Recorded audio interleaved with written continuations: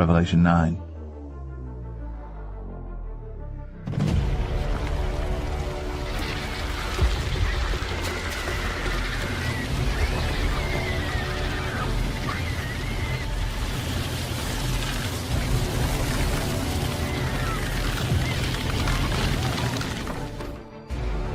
And the fifth angel sounded, and I saw a star fall from heaven unto the earth, and to him was given the key of the bottomless pit. And he opened the bottomless pit, and there arose a smoke out of the pit, as the smoke of a great furnace. And the sun and the air were darkened by reason of the smoke of the pit.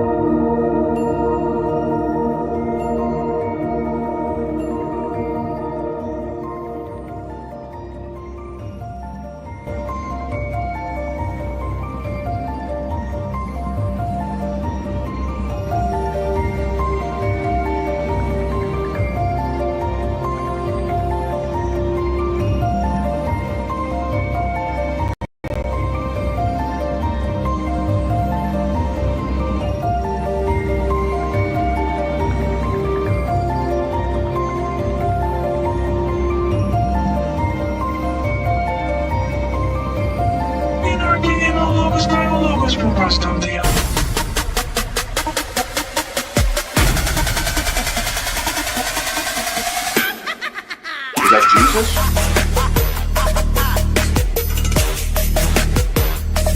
Is that Jesus?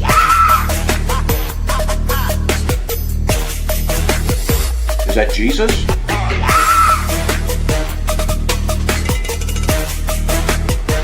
Is that Jesus?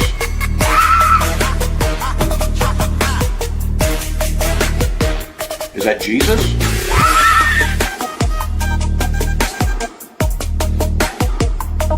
Is that Jesus?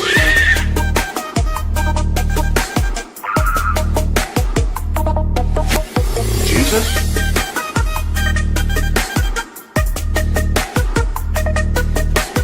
Jesus?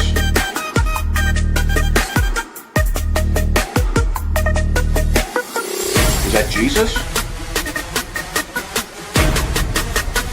Does God the Father indwell us? Show me the words. Behold, I send a messenger ahead of you who will prepare your way. Who's he preparing the way for? Jehovah. Is that Jesus? No. You mean John the Baptist wasn't preparing the way for Jesus? Jesus is the temple that Jehovah is going to be dwelling inside. Okay, was he preparing the way for Jesus? Yes, both. Okay, so preparing the way for Jesus is preparing the way for Yahweh. Right, because Jehovah would be coming into the temple. The temple is Jesus. No, it doesn't say. Show me where the temple of the Father is Jesus. That's what Jesus said. The Father is I got that. Show me where it says he's a temple. Don't change the words. Jesus is the temple. We're the temple of God. Okay, show me the words. Show me the words. Is that Jesus? Show me the words. Is that Jesus? Show me the words. Is that Jesus?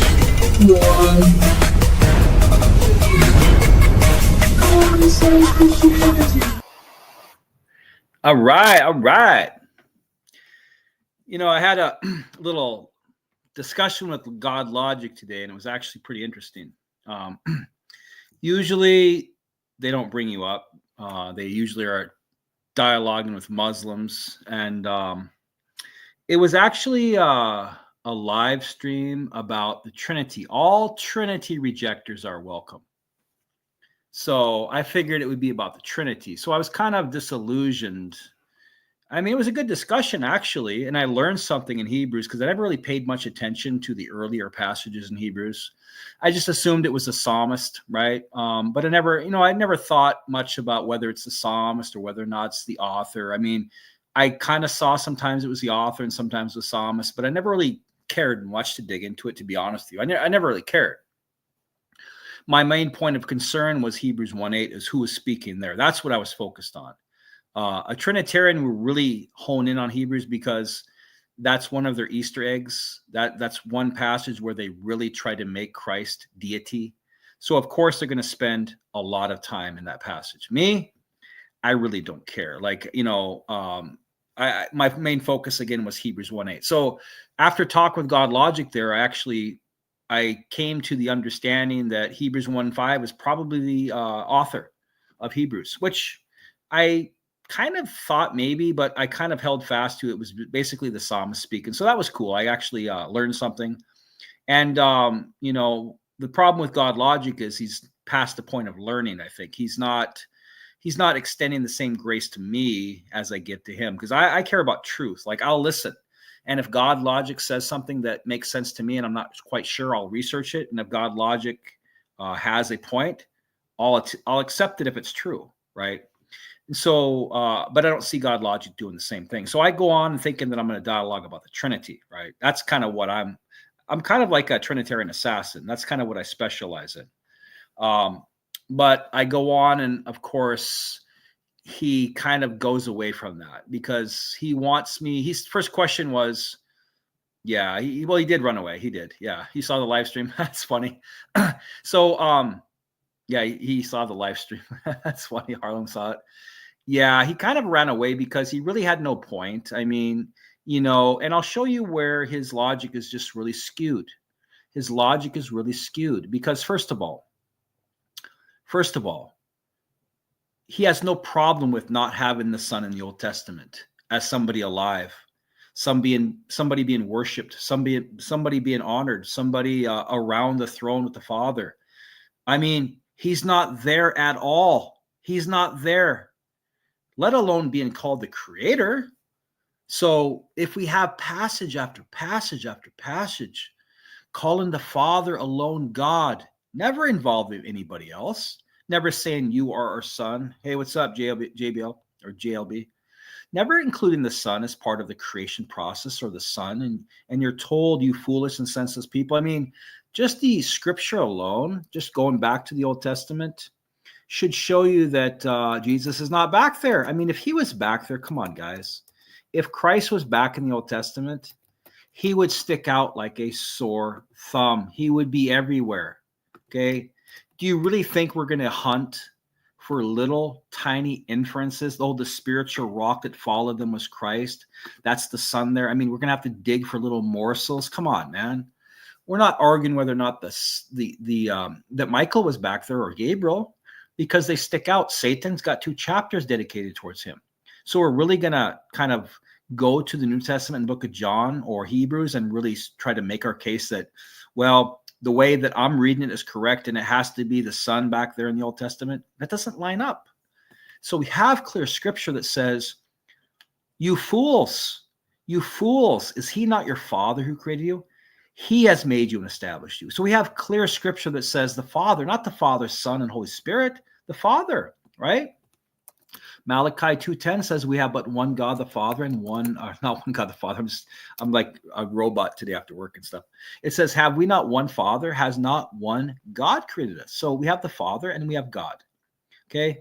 Nobody else is being mentioned as the creator. I mean, nobody at all. Father, Redeemer, right? You, Lord, are our Father. You are Redeemer. For thou art our Father, though Abraham does not know us and Israel does not acknowledge us. O Lord, art our Father, our Redeemer. From old is thy name. Nobody in the Old Testament but the Father is called God. Not you, God the Son, or you, God the Holy Spirit. Only the Father is called the Creator in the Old Testament, okay? So I want to establish these things right off the bat, because he gets into trying to prove Jesus is God, because he can't deal with the Trinity. Yet, O Lord, thou art our Father, we are the clay, and thou art our potter. Okay, we are the clay, and thou art our potter. We are all the work of your hand. Okay, but it's not just there. It's not just there. You go to Hebrews 17, and we see that 17. Hebrews 17 is Hebrews 17. Yeah, Hebrews 17 all the way through the New Testament. Is it Hebrews?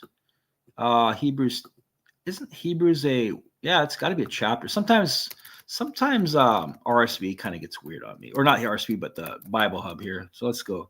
The book of Hebrews and the chapter list. So all the way throughout the Old Testament, we see that only one person is designated as a creator. So let's go to Hebrews 1. Should be Hebrews. Is it? I thought it was Hebrews. Am I dreaming? Okay, maybe it's Hebrews.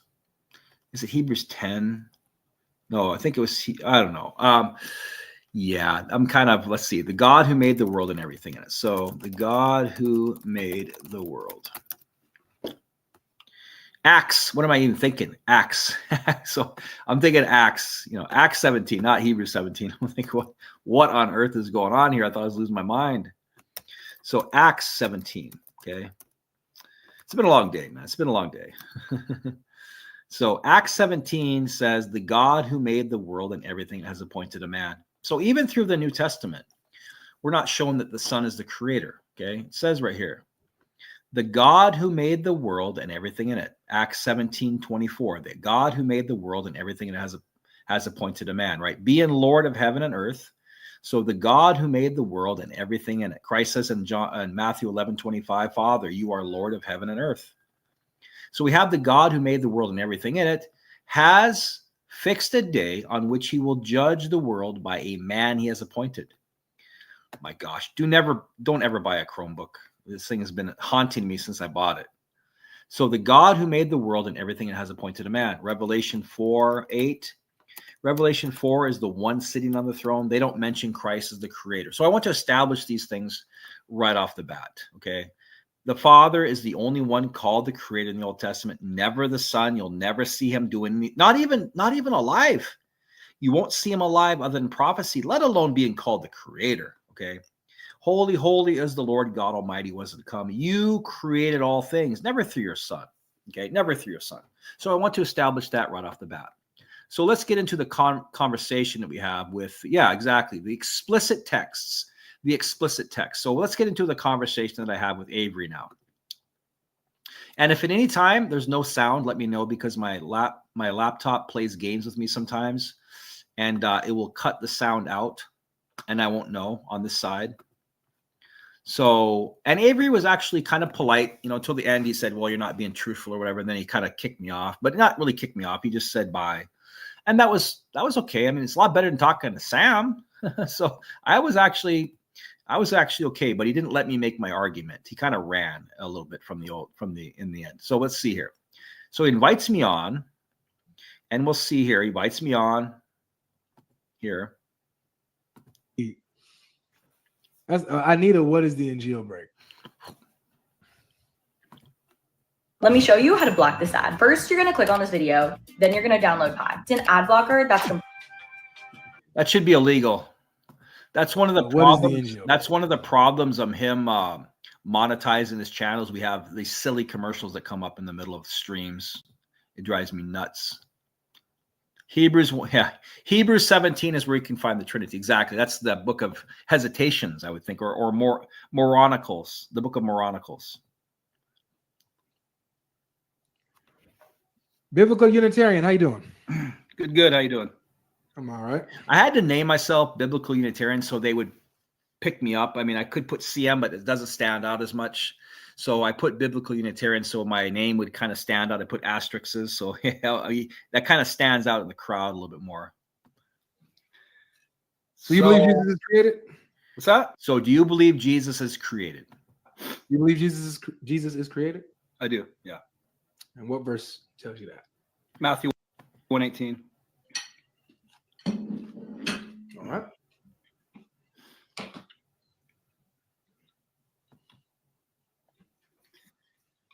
And like I said, I actually learned something on Hebrews 1:5, but it didn't change my paradigm because to me, it doesn't really matter. Like, it doesn't matter who was actually speaking, whether or not it was the author of Hebrews or whether or not it was a psalmist. It doesn't change the fact that it quotes later God the Father. So, but I'm happy I learned it because it made me act, because I never really challenged myself on it, nor did I really care.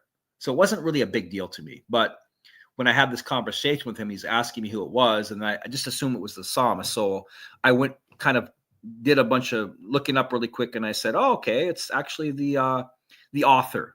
But it doesn't really change my paradigm. But I was actually happy that I had that because now Hebrews makes a lot more sense to me. I'm not going to use the psalmist being quoted until we get down to Psalm 45, Hebrews 1:8, right? And so it makes a lot more sense to me now. So that's great. But again, these people have studied a lot of Hebrews because this is one of their golden Easter eggs. This is where he wouldn't show everybody where Hebrews 1:8 has a variant. Hebrews 1:8 shows you that can also be translated a different way. And he wouldn't show the audience where there is no he says in the Greek. He goes, basically, I know about that. Well, show the audience then. Show the audience there's no he says. And I'll show you the flawed logic he has. Okay, I'll show you the flawed logic he has in his reasoning for Hebrews 1:8, being the Father speaking to the Son. And the reason why is you'll never find the Son back in the Old Testament doing anything. Alive, around the throne, worshipped, nothing. That's true. He can't answer that.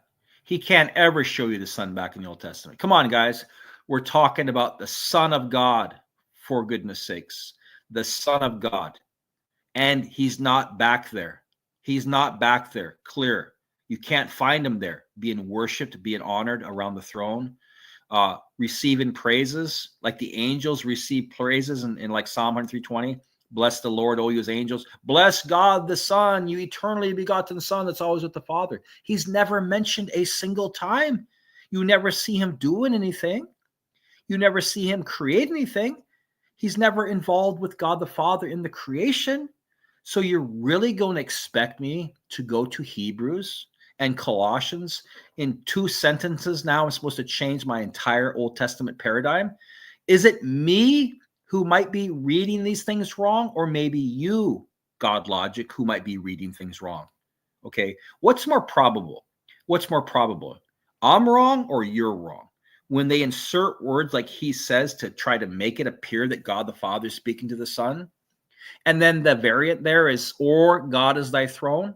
So even this verse here has problems with it in your theology. And so for me to adapt something that has problems like that, he says is not there, I'm supposed to accept that. Hebrews 1:8 says, or God is thy throne. I'm supposed to accept that and then deny the entire Old Testament, right? That's what I would have to do in order to fit this doctrine. So what's more probable? What's more probable? That these translations they have are readable through the variant and they actually align with the Old Testament and we're not having problems? Yes, that is far more probable than all of a sudden Paul is telling us in Colossians and Hebrews that Jesus Christ created everything back in the Old Testament. See, this is the logic they have to have. And to be a Trinitarian, you really have to ignore all the clear scripture over and over and over again that God the Father is called the creator.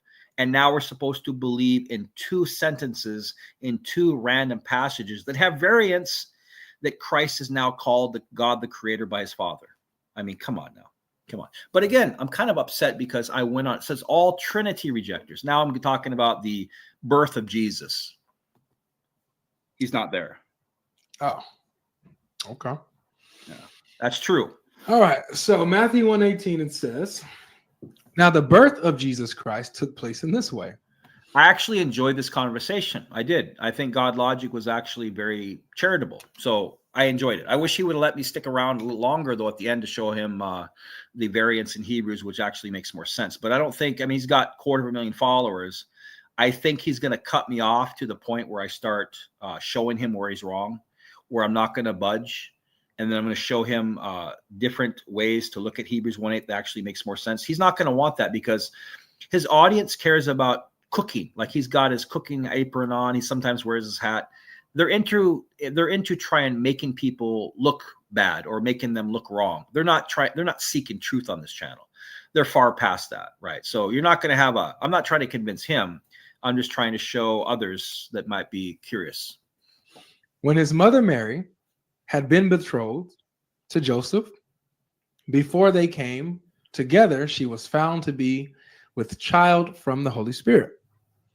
So you're saying that this is when Jesus was created? He didn't exist I tried that, but they don't have a plugin for Chromebook, unfortunately. prior to his birth?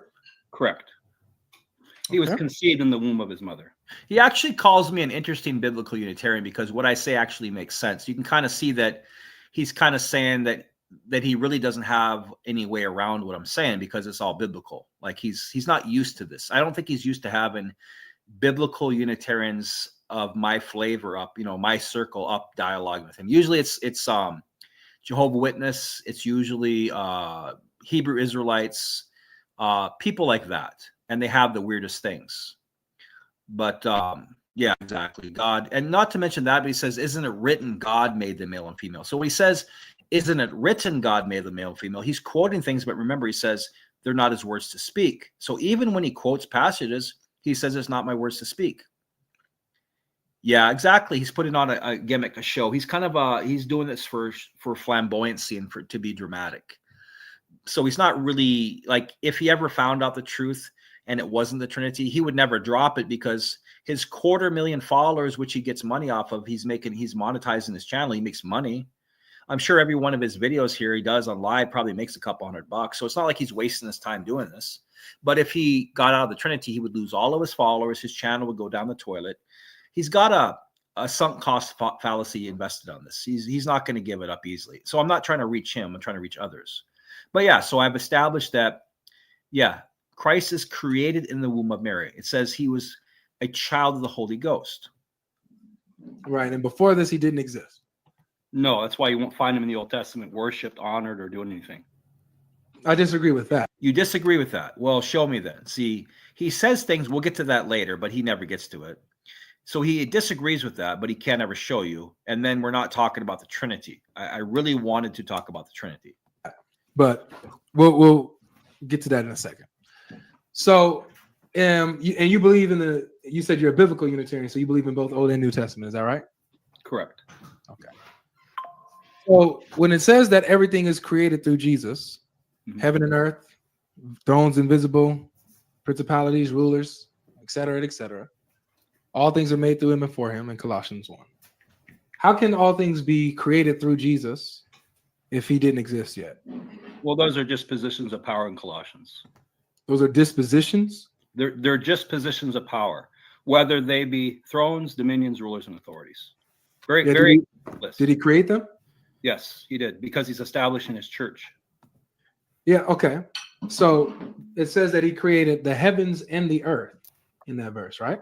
No, it says thrones, dominions, rulers, and authorities. These are positions of power. Okay. Yeah. Let's see. Doesn't say. Yeah, see, he kind of flubs on that because he tries to invent certain things Colossians 1 is telling you that Christ is the creator, the genitive dia, not the accusative. I don't agree with certain people that use everything was created in him, meaning that God created everything through him. I believe Christ is the active creator here for these positions of power. He's establishing the angelic structure and the church for the new kingdom. So he has an active role in creating. I think if you're going to go against somebody who's actually good at Greek, they'll demolish you on that. If you just try to say, well, it's not him actually doing it. The genitive dia is pretty clear that he's actually doing it. Okay, so don't ever, if you're going to get into an argument with a Greek speaker, they'll kind of wreck you on this because it's just genitive, it's not an accusative. Okay, so just a heads up. But see, he wanted to believe that it says that Jesus created everything, including the heavens and the earth. Well, no, it says for him, in him all things were created in heaven and earth. Okay, in heaven and earth, not for in him all things were created, whether heaven and earth, visible. See, you could have written this along a lot better. You could have said, for in him all things were created, whether heaven and earth, visible and invisible, whether the thrones and dominions. See, then you see that Christ created the heavens and the earth, all things, whether heaven and earth. But Paul doesn't say that. He says, for in him all things were created in heaven and on earth. Okay, so the things that are created are things in heaven and on earth, and this is visible and invisible. Now, again, the Greek word here is, I forgot the Greek word there. It's aite, I think. I'd have to look it up. But in English, it's a very important word because whether means you're given a choice between alternatives. Very important word that people overlook. Okay, so the word whether is an English word that means basically it's, let's see here. My dog is whining. It means a choice between alternatives. Okay, so here. Expressing a doubt or choice between alternatives. Expressing an inquiry or investigation. Indicating a statement applies whichever of the alternatives mentioned is the case. Okay, very important word because it gives you a choice to choose from. Okay, it indicates a direct question involving alternatives. Okay, so if you go to Colossians, in that passage there, we can see that the interlinear talks about the whether they be. And I think again the Greek word there is aite, I think. But it's the same thing. It says here, whether they be. Yeah, so aite, I think, is the word. And so it means here, click on it. And I want to establish this because in him all things were created, whether they be these things. Okay, so whether they be. And let's pull it up my computer. So it says here, look at that. Whether, if, or. Okay, very important word. So whether, if, or. Aite, whether, if. A compound of the participle. And it says here. It says right here. A choice between alternatives. So it's introducing a choice between alternatives or conditions where multiple possibilities or conditions are being considered, often in a list or series.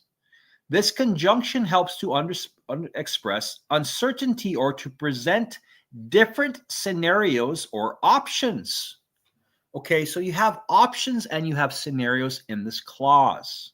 So going back here, for in him all things were created in heaven and earth, visible and invisible, whether thrones or dominions or principalities and authorities. These are only positions of power. He wants you to read it as, for by him all things were created, whether heaven and earth, visible and invisible. It doesn't say that. It says in heaven and on earth, visible and invisible. Whether thrones, dominions. It doesn't say whether thrones and the sky and the mountain. See, they run to this little tiny passage here and try to read into the scriptures.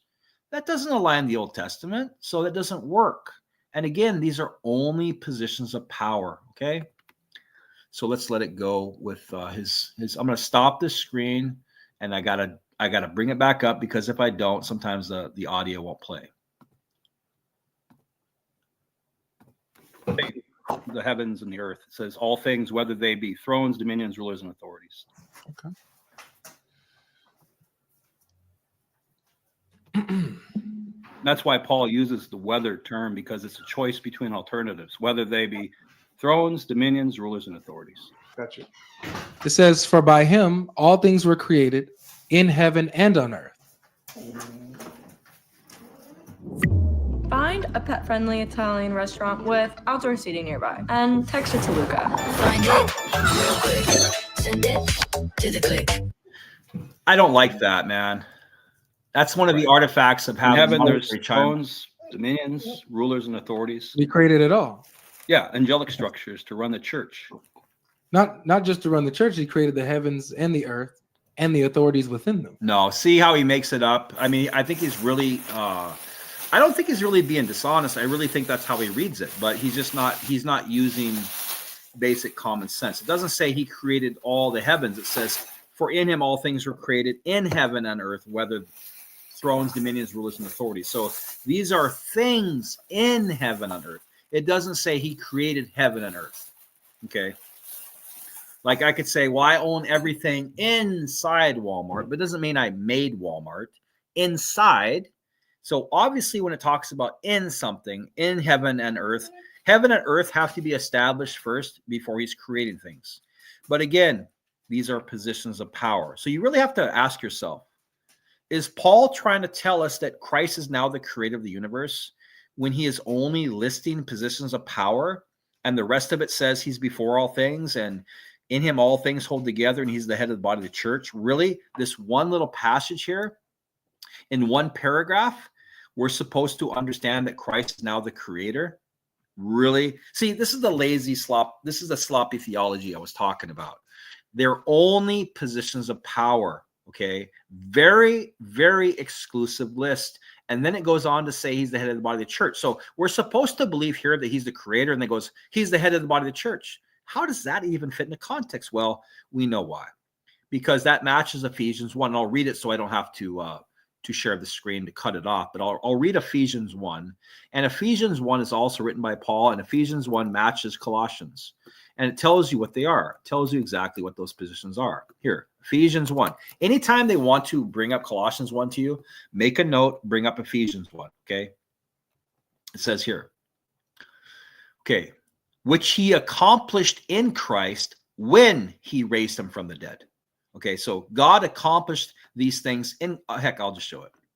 So it says he accomplished things in Christ when he raised him from the dead and made him sit at his right hand in the heavenly places, far above all rule and authority and power and dominion, and above every name that is named, not only in this age, but also in the which is to come. And he has put all things under his feet, and he made him all the head over all things for the church. So all of these things, whether they be thrones, dominions, rulers, and authorities, he's before all things, and he's the head of the body of the church. So it matches all of this. He's been made head over all things. So when it says he's before all things, in Greek, before also means chief, to be ahead of. So this matches exactly what Colossians says. He has been made head over all things for the church. So again, when Colossians talks about, let's just pull it up. Let me pull it up. I know this is going to be long-winded, but I want to make several points that are very important. It's very important to understand what Paul is talking about here. So we can go back here. It says, Colossians 1:16, for in him all things were created, whether thrones, dominions, rulers, and authorities. Okay. And then it goes on to say he's before all things. Other translations will say he existed before all things. That's not what it says. Okay. So notice pro. He is before all things. Well, in Greek, pro means chief, superior to the things that were just listed, the thrones, the dominions, the rulers and authorities, which Ephesians matches. Okay. He has put all things, and he has been made the head over all things. So we see here in Colossians, he is before all things, okay, all the things. And we can look at what things. We can look at the word pro. You just gotta go down and look at the definition of this. Okay, often translated as before, to precede in temporal, but you can also look at the exhaustive down here. And I wish my laptop wasn't bouncing around like that. I think it's under number 2 or 3. Here, before, and we can look at the idioms here. It says superior or preeminence. Okay, so he's superior, superiority over things. Okay, so it also can translate it as he is before all things because he has superiority over all things. And that's exactly what Paul tells you here. He has been made head over all things. Okay, so he is superior to all things. He is before the thrones, the dominions, the rulers, and authorities. He is the head. He's the chief, right? He's the chief right here. Chiefly, right? Before. So that's what they want you to believe, that he's before all things, meaning he existed before all eternity. That's not what it means in that Greek word, especially when you add it and combine it with Ephesians, because Ephesians is a direct mirror of that. He has put all things and made him the head over all things for the church. That's why it goes on to say pro. And then you go on to see Colossians 1:17. It says 1:18, he is the head of the body. Okay, notice he is before all things and he is the head of the body, the church. Okay, so he is before all things. He's a chief, and he is the head of the body, the church here.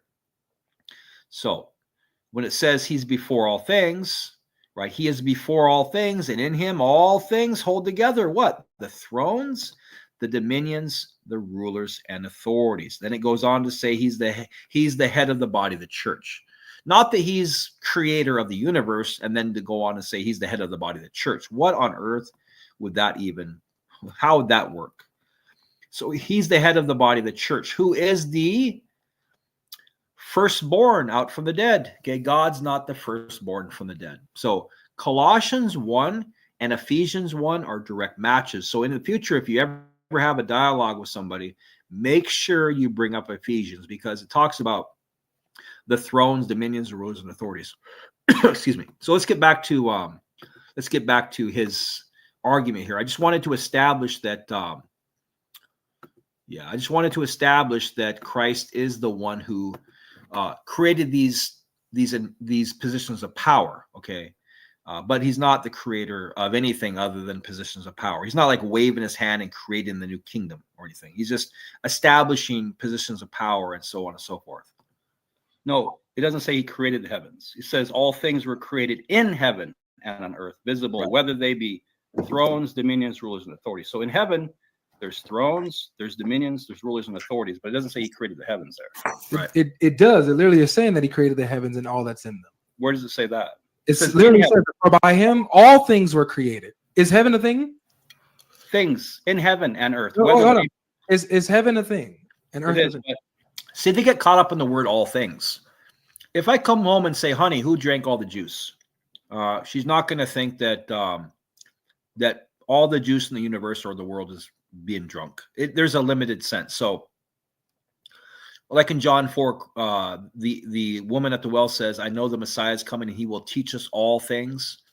Well, it doesn't mean everything in the universe. It just means things that are relevant. So all things were created. Notice, all things were created, whether they be. You have a choice here, whether they be thrones, dominions, rulers, and authorities.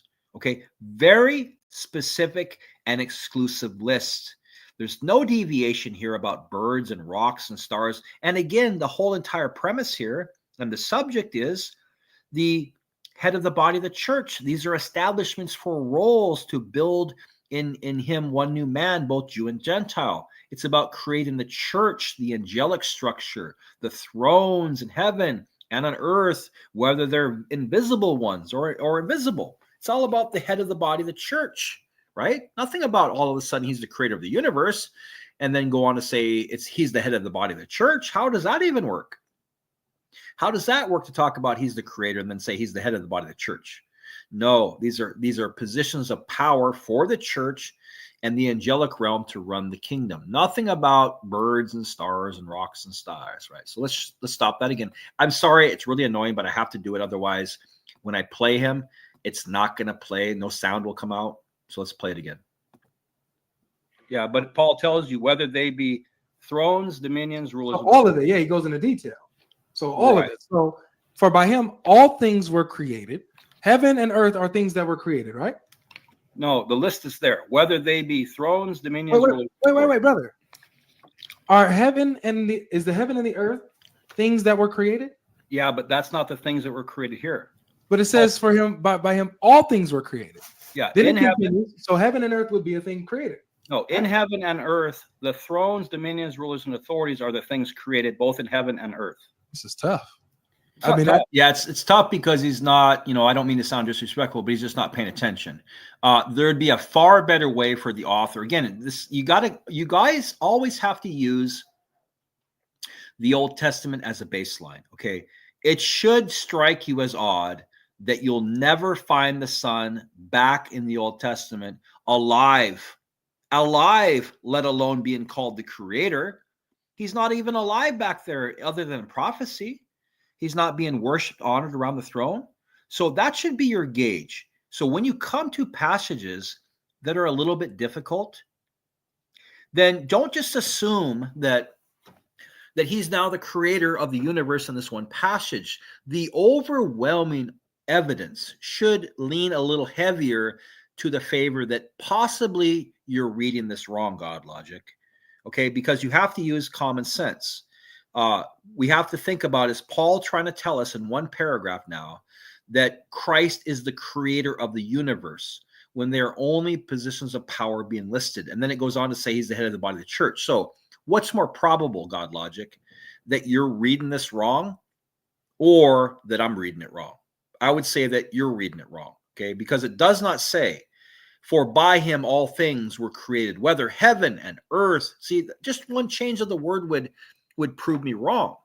For by him all things were created, whether heaven and earth, visible and invisible. Well, hey, now you got something, but it doesn't say that. It says, for by him all things were created in heaven and on earth, visible and invisible, whether they be thrones, dominions, rulers, and authorities. See, so they just don't get this. And I think he's kind of shook because I don't think this position has ever been brought up to him before. I think he's always dealt with Arians who also believe that Christ is the creator because he magically waved his hand, I guess, back in the Old Testament, and God created everything through him, meaning that Christ was the instrument, the hands.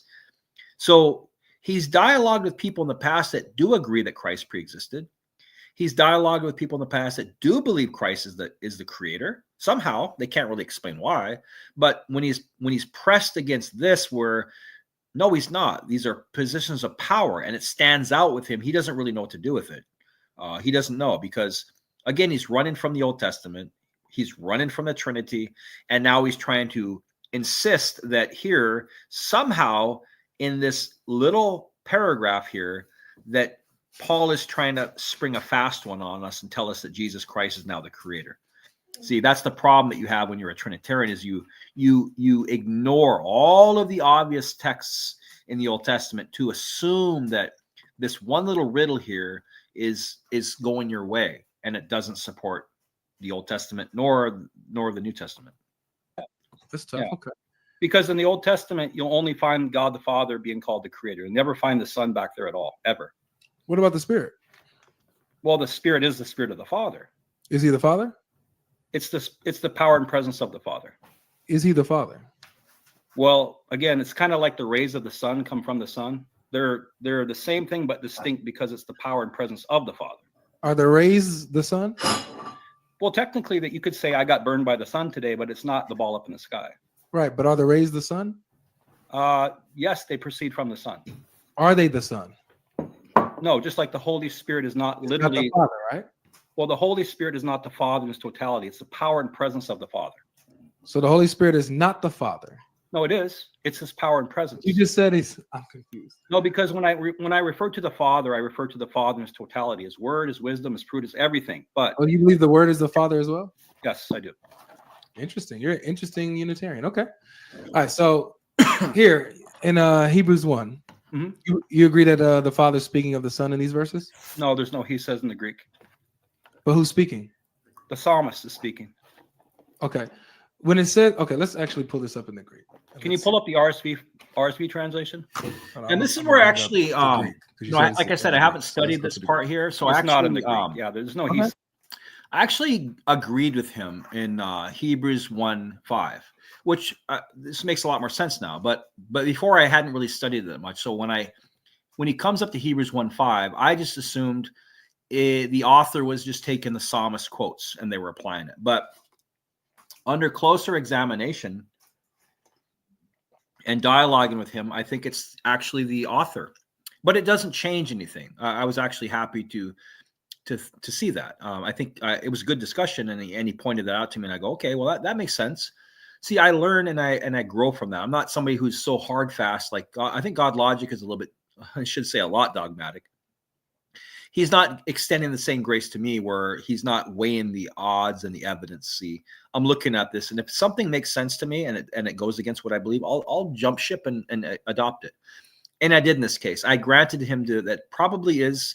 In Hebrews 1:5, it's probably the author stating this, not the psalmist. So, but again, it didn't change anything.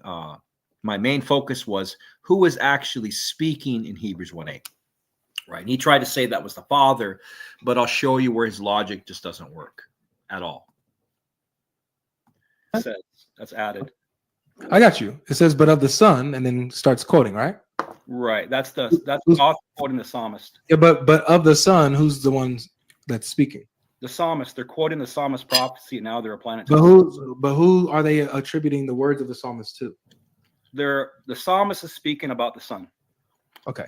Yeah. See, he went down to Hebrews 1:8, and that's the problem. Not really the problem, but that's the focus point, right?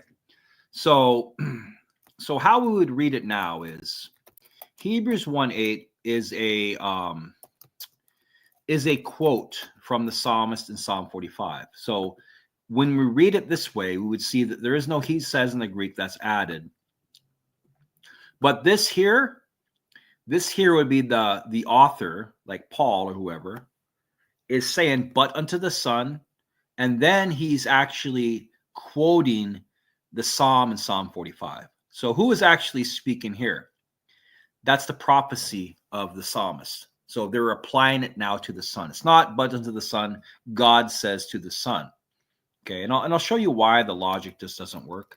This is exactly what's taken from here. Remember, who was speaking back in Psalm 45? God? No, it was the psalmist speaking about the king. Okay, so the psalmist is writing about the king. An oil to a royal wedding. And it says here, your divine throne endures forever. Notice it says here, or God is thy throne. So that's where it's taken from. So Hebrews 1:8 is taken from here. Okay. So that's very important. So when we have the psalmist, it's not God the Father speaking to King Solomon. It's not God the Father speaking to Hezekiah or whatever. It's the psalmist speaking to King Solomon and Hezekiah, one of the two. It's debatable, okay? So when we go back to Hebrews 1:8, it's the same thing. It's not going to be God the Father speaking to the Son. It's going to be the psalmist's prophecy, and now they're applying it to the Son, okay? So, and we'll show why that is, why his logic here just doesn't work, and there's too many problems with it. Because again, he's assuming that it's God the Father speaking to the Son, but first of all, it doesn't match the Old Testament, and there is no he says in the Greek. So let's start this again. I really apologize for having to stop and start that, but it's necessary. It's like, for example, it says here, for to which of the angels did God ever say, you are my son, today I've begotten you? Is that words of the psalmist? For which angel did God ever say is? And then the psalmist ends and says, "You are my son." That's the Father there. See, I was wrong on that, I think. I mean, people debate it, but I think I was wrong initially on this. I thought it was the psalmist. For which angel did God ever say? So I just assumed that it was the psalmist speaking, and then below it's the Father speaking. Okay, so it'd be the psalmist speaking, God the Father speaking through the psalmist. But I've changed my stance on this position now, which didn't change. It doesn't change anything. It just actually clarifies a lot of things for me. Because I hadn't really examined it before.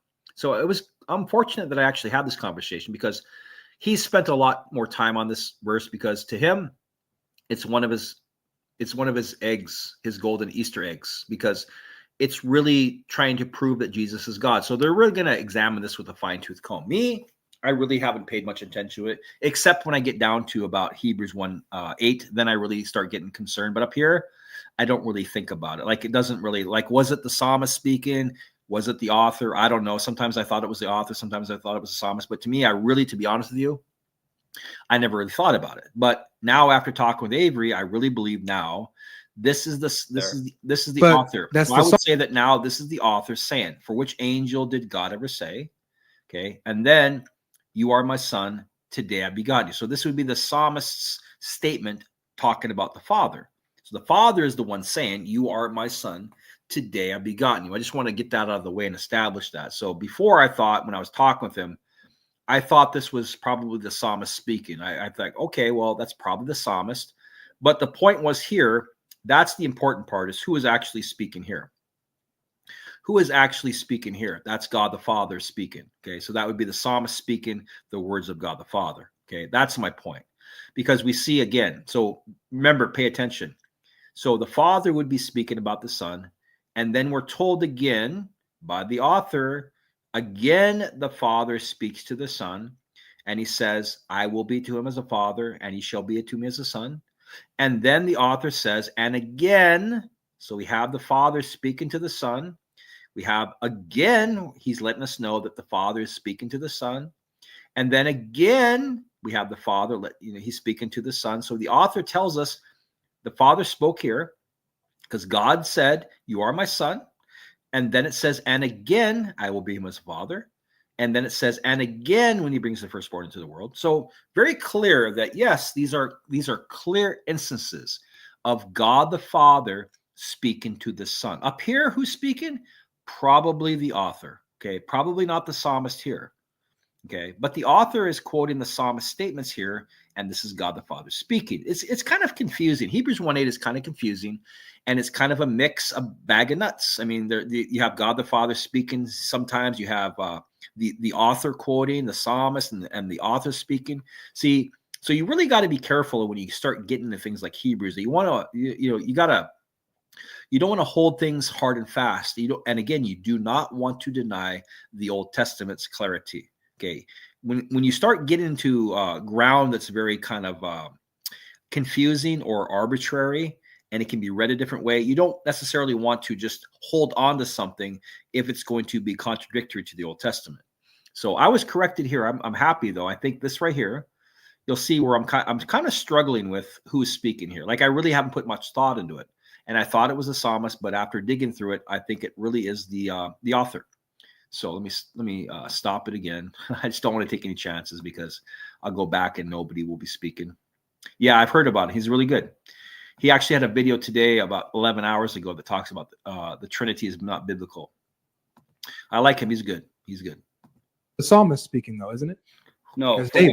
For which angel did God ever say? That's the psalmist. And then God the Father says, "You are my son." This is Hebrews. This is the writer of Hebrews saying this. No, this is the writer of Hebrews quoting the psalmist back in Psalm 8. Yeah, he quotes the psalm when right here. This is the part he quotes the psalm. Do you agree?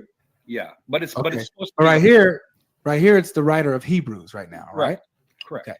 So the writer of Hebrews says, "For to which of the angels did God ever say?" Mm-hmm. And then he quotes the psalmist, right? Yeah, but it's actually, that's where I was kind of struggling right there. But I'm glad, like I said, it's probably the author of Hebrews speaking, and then it goes on to God the Father. God saying, "You are my son." Boom, you got it. Yeah. He quotes the psalmist, but attributes the words of the psalmist to God, because that's God speaking through the psalmist, right? Correct. That is correct. No, verse 5 is the psalmist saying, but which angel did God ever Yeah, send? I said no because verse 5, I believe it was the psalmist speaking, but that's not true. I looked it up kind of while we were discussing things, and I said, is there any Old Testament passages that say, for which angel did God ever say? Because remember, this is kind of nuanced. It's kind of got a lot of people speak in various places, Father speaking, psalmist speaking. It kind of gets a little confusing. So, and various passages are taken from Psalms 8, from Psalms 102, from 2 Samuel, whatever. It's kind of a mess, to be honest with you. So it's very easy to get kind of upside down and confused. And I was confused on this a little bit, but again, I hadn't studied it. So now it makes more sense that this would be the author. This is the author speaking. Which angel did God ever say? And then they quote the psalmist's statement about God the Father speaking to somebody. You are my son, today I begot you. So here is the psalmist's statement, and that's God the Father speaking, right? So that makes sense. Per se, and then right here, God is speaking. Where in the psalm? Because we know where this is coming from. Yeah. Right. This is that's the Father speaking. This is Psalm 2:7, right? That's the psalmist speaking. That's the Father speaking. Yes. No, I need you to like listen so that you know what I'm asking. Okay. Mhm. Right here, for to which of the angels did God ever say these words? Yes. Are these the words of the psalmist Yes. or the author of Hebrews? Psalmist? The author Okay. the author of Hebrews is quoting the psalmist who spoke. Okay, so where in the Psalms, can you show me where in the Psalms does the psalmist say, for to which of the angels did God ever say? Yeah, it's back in, I think it's back in Psalm 8. Okay. So, Psalm 8. Yeah, I believe so. Psalm 8. It's actually, I think it's quoting Psalm 2:7. It's quoting Psalm, exactly. It's quoting Psalm 2:7, bro. Mhm. Yeah. So Psalm 2, so Psalm 2:7. Yeah. And he quotes it. I'll decree, the Lord said to me, you are my son, today I've begotten you. Right. That's what he quotes right here. Right. Yeah, that's the Father speaking. Right. Exactly. Got you. Yep. Now, listen to my question, please, because I feel like you're. But see, they are quoting. See, that's the confusing part, is they are quoting bits and pieces from Psalm 8. Okay, you have made him lower than the angels. You crown with glory and honor, and you have given him dominion, and you have set him over the works of thy hands. So they are kind of quoting passages from Psalm 8. Okay, it says right here, thou art God, thou found the earth in the beginning, and the heavens are the works of thy hands. So I was kind of like looking here. See here how they quote here in Hebrews 1:10. Well, that's a direct quote from Psalms 8. You have made him lower than the God, you crown him with honor, and you have set him over the works of thy hands. So again, they're borrowing passages from different Psalms, from 2 Samuel, from Psalm 8, from Psalm 85. You know, it's kind of like I said, it's really messy.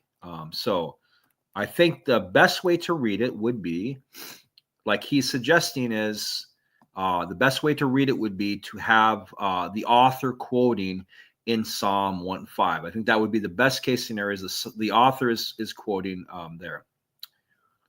Yeah. Today I become your father. That happens at the resurrection, Acts 13 and Romans 1:4. Because he's begotten from the dead. He's the firstborn from the dead, not when he's a baby. So, you know, like I said, he's kind of making a mountain out of a molehill because he's trying to establish something here. To me, I don't really care. I can give this up easy and say, okay, yeah, it's the author speaking, which makes more sense.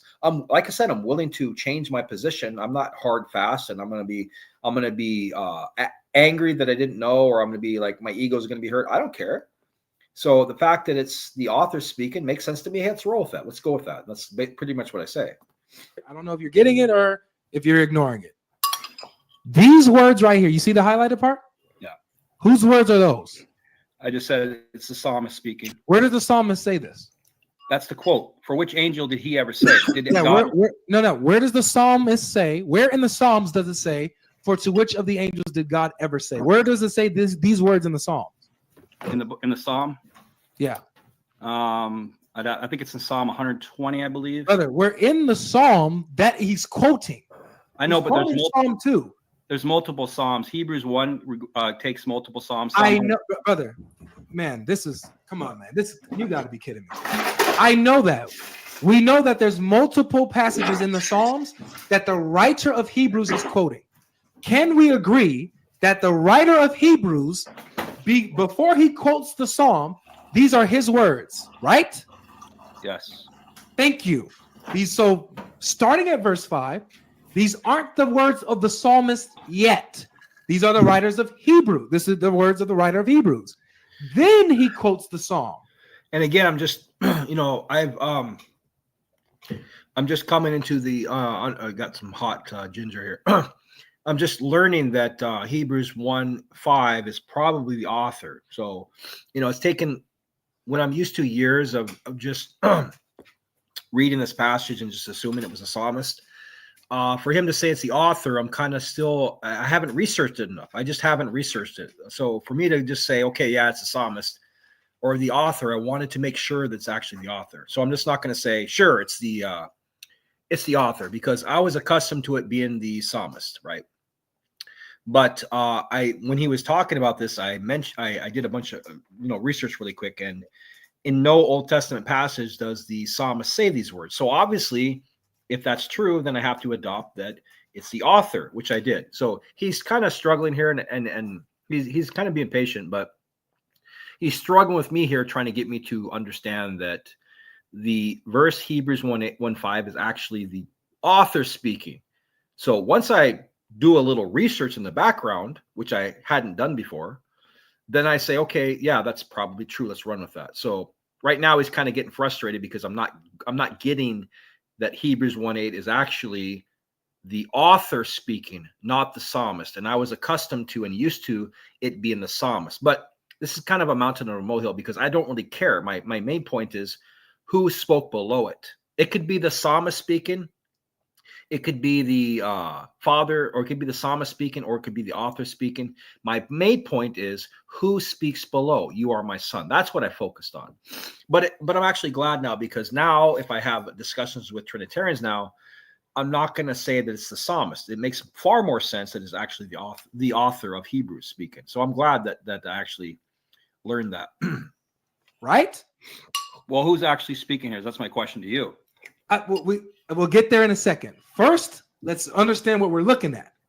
Can we agree that first it's the writer of Hebrews that's speaking, then he quotes the psalm, right? I believe, like I said, I believe that it says, "For which angel did he ever say?" I believe that's actually a quote from the Psalms in the Old Testament. All right, well, show me where. I believe. I'm trying to find it. I believe that's how I would read it. If it's not correct, then I'm certainly open to being wrong. But that's how I would see it. Which angel did God ever say? Yeah. Yeah. Take your time. I'm trying to find that translation. No, trust me. Take your time, bro. Because I'm Second Samuel. Yeah, it says 2 Samuel 7:14. It says, "I will proclaim the decree of the Lord." He said, "You are my son, today I begotten." That's not what I'm looking for. So I would see this as, because we're shown back in the Old Testament, God will say, "Which angel did God ever say you are my son?" Right? That's what the psalmist was stating. Where does the psalmist say this? Well, in the Old Testament he says, "Which angel did God ever say?" Right? Back in the psalm. No, he doesn't say that. You're saying in the Old Testament, does God ever say you are my? Does it say? It doesn't exist, bro. You sure? Yeah. Okay, let's see here. YouTube Premium is ad-free YouTube and exclusive access to all things VIP. Gosh, that's annoying. God, which angel did God ever say? So back in the Old Testament, where does it state? It states, "To which angel did God ever state?" And if it's not there, then I would have to assume that would be, like you said, the book, the author of Hebrews. Right. But I've always understood it to be it says, "Which angel did God ever say?" It's Psalm 2:7 and 2 Samuel. We know. So I would take it as the author of Hebrews then. Very good. Okay, now we can continue. So the author of Hebrews. See, very easy for me to move on and just accept something that no, he was actually polite. He was actually polite. So I actually like that because I stood corrected, and I like that. I say, so okay, now I can move on. So I'm seeking truth. It doesn't matter. Like, I'm not trying to just come up and argue my position. I'm trying to have a discussion and try to see his position and see where it makes sense, right? So yeah, he would be trying to exercise my demons or saying, oh, you don't possibly understand.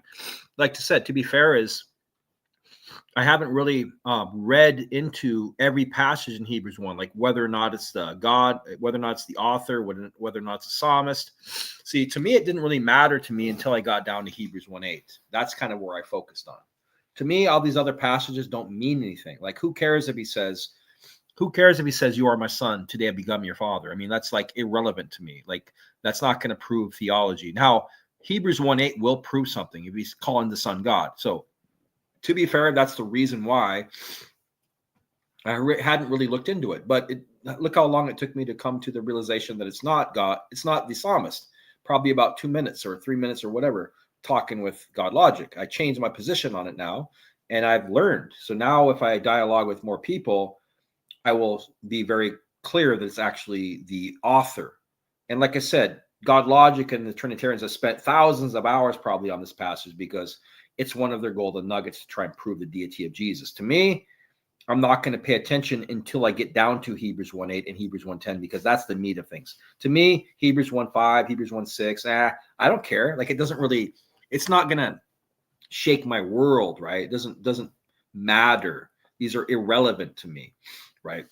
So, not to make excuses, but you know, I'm just saying that I didn't know Hebrews 1:5 was the author. I kind of just assumed it was the psalmist. So I'm glad I learned. I'm glad I learned. And he was being polite, kind of. He wasn't being rude or anything. That's cool. Here, yeah, he says, "For to which of the angels did God ever say?" Then he quotes the psalmist. Here, he's quoting the psalmist who God is speaking through, right? Right. So these are God's words through the psalmist. Can we agree? Well, I would say, yeah, he's quoting the psalmist, but these are God's words, right? Yes, exactly. Okay, good. Boom. All right. Yeah.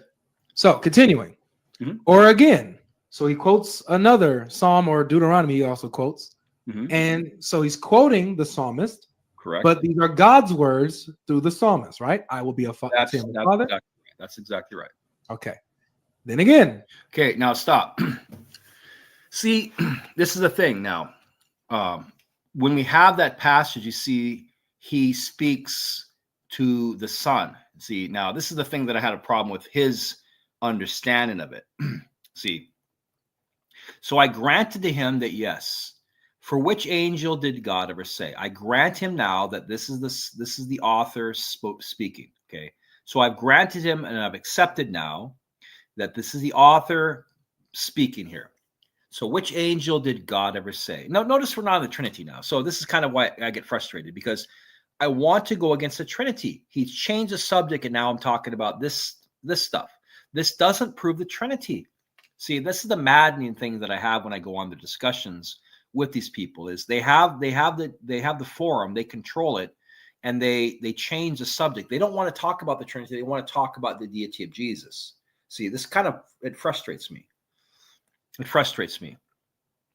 Yeah, I don't see him being called God in this passage, though. I've done research on it. Even the scholars like Westcott, Moffat, and Goodspeed, they are unanimous.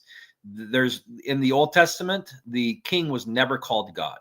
So the fact that he's being called God here is not in the ancient write-ups.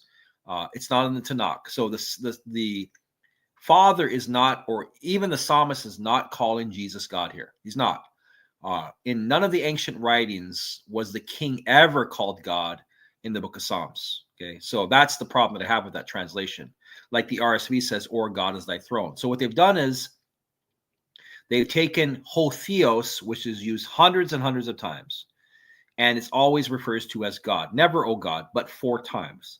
They've decided to take that and apply it here and say, "Oh God." It's not. Okay, the proper way to translate it would be as God is thy throne, or your throne is the throne of God, or your divine throne, right? So it's not like here. When you go to Psalm 45:6, you can see how they translate it in the RSV, how do they translate it now? They don't translate your throne, O God. They put your throne, your divine throne. See, your divine throne endures forever. Know your throne, O God. That's not there.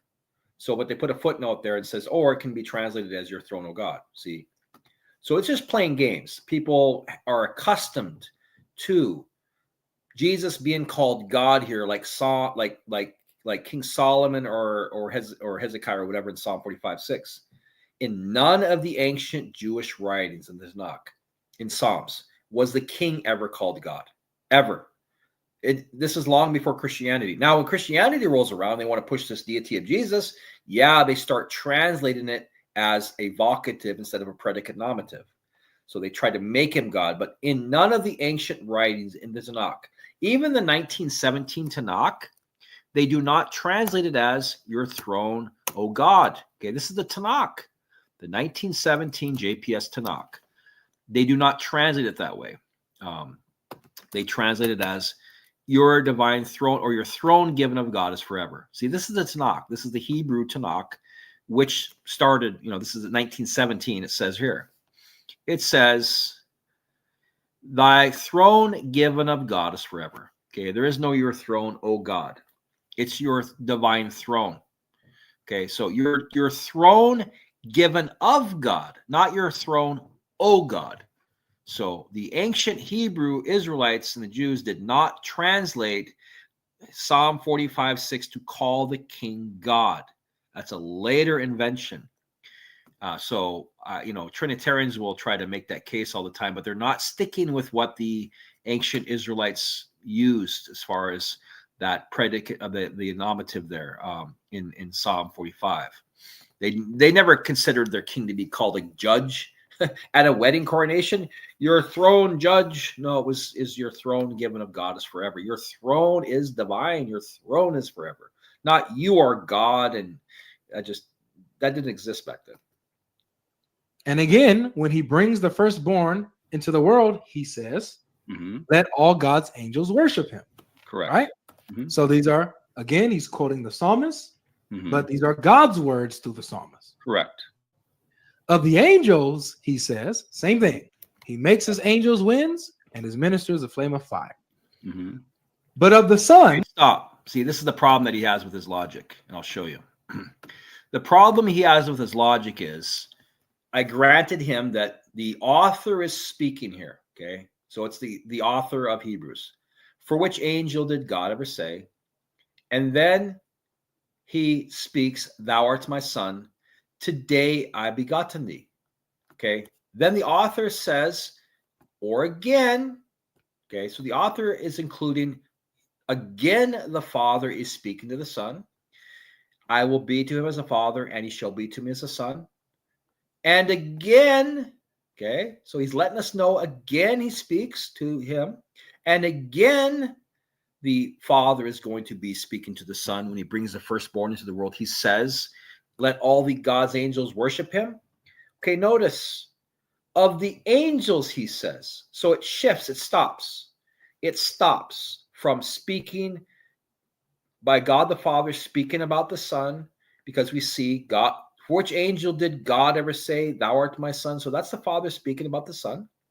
And again, I will be to him as a father, and he shall be to me as a son.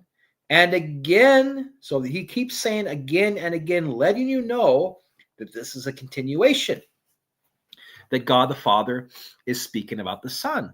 But then he stops, and he shifts his focus over to the angels. Of the angels, he says, who makes his angels winds and his servants flames of fire. Now he wants me to believe that after shifting his focus over to the angels, he's going to go back to the Son. But unto the Son, he also says, or again to the Son, he says, that doesn't make any sense, that you're going to dress the Son all the way down, and then you're going to say the angels, and then you're going to go back to the Son. Well, first of all, he says is not in the Greek. Okay, that's an addition. That's not there. And I'll pull it up for people that haven't studied that. It's just not there in the Greek. That's an addition to make it appear, to give people the false illusion that God the Father is speaking to the Son. He's just not. That's the author is now quoting the prophecy of the psalmist back in Psalm 45:6 that the psalmist spoke about the king, right? So it's the psalmist is the one's prophecy is being speaking. God the Father didn't speak to the king back in the Old Testament in Psalm 45. Okay, that was a psalmist speaking and articulating stuff. So it wouldn't make any sense. So we can see here in Hebrews 1:8, the he says is not in the Greek. That's added to give you the false impression that God the Father is now speaking to the Son. See that? He says that's not there. Okay, so that's an addition. So they're trying to make you think that God the Father spoke to the Son and again to the Son and again to the Son, and then they switch of the angels, he says, and now but unto the Son he says. That doesn't make sense. Okay, so they add he says that's not there. So he's really trying to get me to believe that just because God says all of these things and he's speaking and again, then he shifts. That's the problem with God logic's logic. We're told by the author that God spoke, and we're told again he spoke, and we're told and again he spoke, and then they end it. They say of the angels he says. To assume that all of a sudden now there's no he says there. So let's just imagine that you're reading this without he says there. Okay.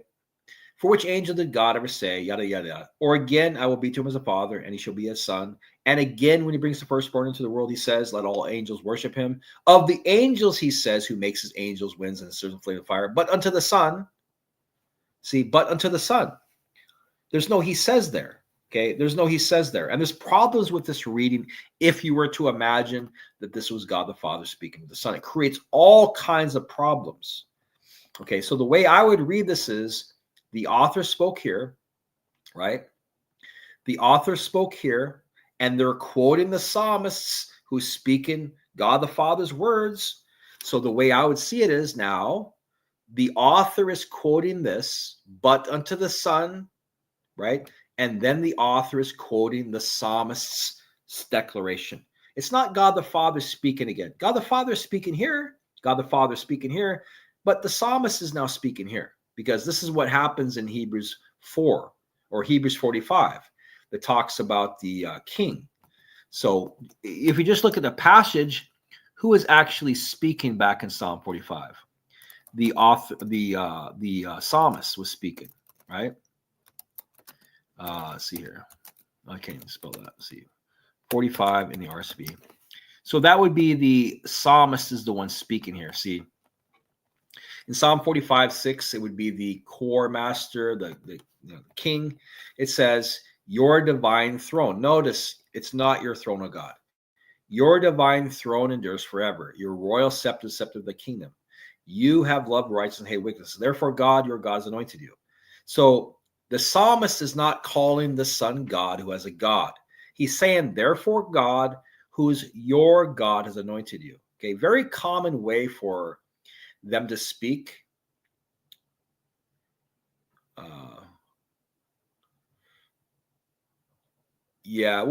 Bible Hub, of course, but there is Elohim, of course there's God, but there's no O God. There's no O God. See, there is no O God there in the Hebrew. I mean, you can look at Truth and Translation, and it breaks this down in a really good fashion, and it shows you that in no ancient manuscripts did the Jews ever call the king God, ever. Okay, and it breaks down the Hebrew, it breaks down the Greek, it breaks down everything for you. So none of the ancient manuscripts called the king God ever. So that's a later invention. So there is no O for a vocative there. It's a predicate nominative. So it says here, an uncertain throne in 97. So we can see here at 97 that they go through. He's actually a Greek speaker. He's a instructor in Greek. So he knows the Greek. He teaches it in college. And he's fluent in Greek, or fluent in Hebrew rather, and Greek, I think. Fluent in both languages. Is that a final word? Let me go back to 90, I think. So let me see here. Probing. Okay, show Colossians. Are we here? Are we on an uncertain throne? Words together and apart. Did I pass that? Let's see here. I might have passed it already. Let's see. Okay, an uncertain throne. So they break this down. Hebrews 1:8 is one of those verses that characteristics of the Greek grammar give us a problem. Ho thronos, ho thenos, eis anione, tau. So we can just go through here, and it says right here, it says here, within the Jewish tradition, Psalm 45 has never been taken to call the king God. The modern translation published by the Jewish Bible Society reads, "Your divine throne is everlasting." The Greek translation of the psalm made before the beginning of Christianity, which reads exactly as the author of Hebrews has quoted it. It certainly followed this traditional Jewish understanding of the verse, and its translators thought that by using ho theos, they were saying, God is thy throne, not your throne, O God. Okay, so nowhere in the ancient Jewish tradition was Psalm 45 ever used to call the king God. So it wouldn't make any sense that Hebrews 1:8 is calling Jesus God. By who? By the author? No. It says, in Hebrews 1:8, the author would have to make some changes to paraphrase and to make the reinterpretation explicit, but no changes ever made. So even if the author understood ho theos here as a direct address, he or she has not left us any explicit indication of that. Talks about hundreds and hundreds of times that God is thy throne is used, not thy throne, O God. So we must conclude that the more probable translation is God is thy throne. Three giants of modern New Testament scholarship, Westcott, Moffat, and Goodspeed, came to the same conclusion independently. The fact is, if this verse were quoted in the New Testament in reference to anyone else, the translators would have not hesitated to translate it as God is thy throne. Okay. It seems likely that it's only because most translations were made by people who already pushed that Jesus is God, the less probable way of translating this verse has been preferred. Okay, so that's why, again, when you take passages like Psalm 45:6 and you look at other ways that the RSV is translated as, they don't have your throne, O God. They have your divine throne. Okay, so that's just proof that it does not have to be translated as your throne of God, or your throne is a throne of God, or God is thy throne. So my point with him is he's really trying to get me to believe that God now is continuing to speak to the Son. That doesn't make any sense at all. It does not make any sense because we had a chance for God the Father to speak to the Son. That's fine. Which angel did God ever say? And now he's speaking about the Son, thou art my Son. And again, he speaks to the Son. And again, he speaks to the Son. Now they change. They have which angel has he ever said? And so he's speaking about the angels. Now they want to believe he says, but unto the Son he also says, or to the Son he says. That's not there. So it's kind of weird if this author left out he says after shifting the subject from the Son, now shifting to the angels, and now we're supposed to say to the Son he says. No, because we know that the author can speak, right? And the author does quote the psalmist statement. So there's no problem with the author speaking and the author quoting the psalmist statement. And this time, the psalmist statement is about the king. Okay? So just reading it is, your throne is a throne of God forever. The righteous scepter is the scepter of the kingdom. You have loved righteousness and hated lawlessness. Therefore, God, who's your God, has anointed you. So it would be the psalmist prophecy applying it to the Son. Therefore, God, who's your God, has anointed you. Not your God, and you have a God. Okay? Just like in Psalm 67:6, we can see the double speaking of the same God. Here. And God, even our God, will bless us. That's just a way of speaking. So God, who's our God, has blessed us. God, who's our God. Therefore, God, who's your God, has anointed you. So the psalmist is saying to the Son, therefore, God, who's your God, has anointed you with the oil of gladness beyond thy comrades. Okay? And then it says, and you, Lord, because again, the psalmist is speaking about the Son, And he's saying, therefore, God, whose your God has anointed you with the oil of gladness beyond thy comrades. So the last one spoken here as the Father. Your God has anointed you. So the psalmist then turns his statement to the Father, who he just spoke about anointing Christ. So he's saying, therefore, God, your God has anointed you with the oil of gladness beyond thy comrades. And you, Lord, the one who just spoke about anointing Christ, you, Lord, found the earth in the beginning, and the heavens are the works of thy hands. They will perish, but thou remaineth. They will all grow old like a garment, like a mantle, thou will roll them up, and they will be changed, but thou art the same, and the years will never end. Now, here's the kicker. Here's the kicker. But which angel has he ever said, sit at my right hand? It makes perfect sense, and it flows without any inconsistencies if this is the psalmist speaking about the Father. Okay. Otherwise, you've got God the Father just now telling us that Jesus Christ is the creator of the universe, which does not align with anything in the Old Testament whatsoever at all. We're supposed to believe now that God is speaking about Jesus and he's the creator. And then just imagine this. Imagine God the Father speaking about the Son. They will perish, but thou remaineth. They will all grow old like a garment, like a mantle. Thou will roll them up, and they will be changed, but thou art the same, and the years will never end. But which angel has he ever said? Is that God the Father speaking about the Son? But which angel has he ever said? Is he saying this to the Son? But which angel has he ever said? Which is me. But which angel has he, which is me, ever said? No. It's very clear that it's the psalmist speaking. That's why it goes down uninterrupted here, uninterrupted. Which angel has he? Well, you're going to have to tell me who the he is. You're going to have to tell me who the he is if this is God the Father speaking. See, they don't do a switcheroo here. So the very clear reading of this would be, yes, it's God the Father. It's the psalmist speaking about God the Father. Okay, thou art the same, and the years will never end. But which of the angels has he ever said, talking about God the Father still, sit at my right hand till I make the enemies a footstool for their feet? Okay. Otherwise, you got all kinds of problems with this reading. You've got God the Father now calling Jesus the creator. And you know what the kicker is? Here's the kicker that proves it's not Jesus Christ being spoken about. Hebrews 1:10 and Hebrews 2:7 in the King James. Okay. Most people don't know this because they hide it. They hide Hebrews 2:7 from the unsuspecting Bible reader that doesn't study, and they're not going to pick this up. Okay, there's a contradiction if you believe that God the Father is calling the Son the creator, and it just doesn't flow. I mean, you're not going to have God the Father speaking to the Son, and you, Lord, it's actually somebody else. I mean, it's just ridiculous. And thou, Lord, in the beginning has laid the foundation of the earth, and the heavens are the works of thy hands. Okay. To a Trinitarian, that's God the Father speaking to the Son. Well, Hebrews 2:7 says, you made him lower than the angels. You crowned with glory and honor, and you set him over the works of thy hands.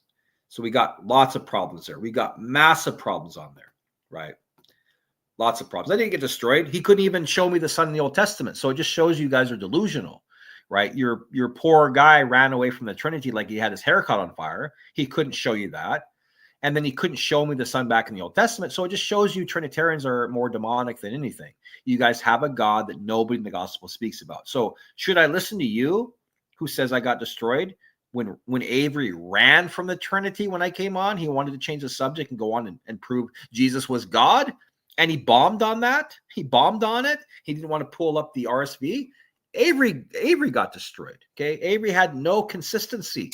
He couldn't even align with the Old Testament. So you can crawl back to Avery and cheer your buddy on. You follow a three-person God that nobody in the gospel speaks about. You want to follow Avery to the pit? Knock yourself out.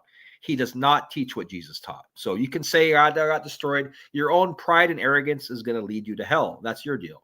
You're going to end up in the pit with Avery because Avery teaches something that nobody in the gospel teaches. He's doing it for the views, and you're going to follow him right along. Okay, so good luck with that.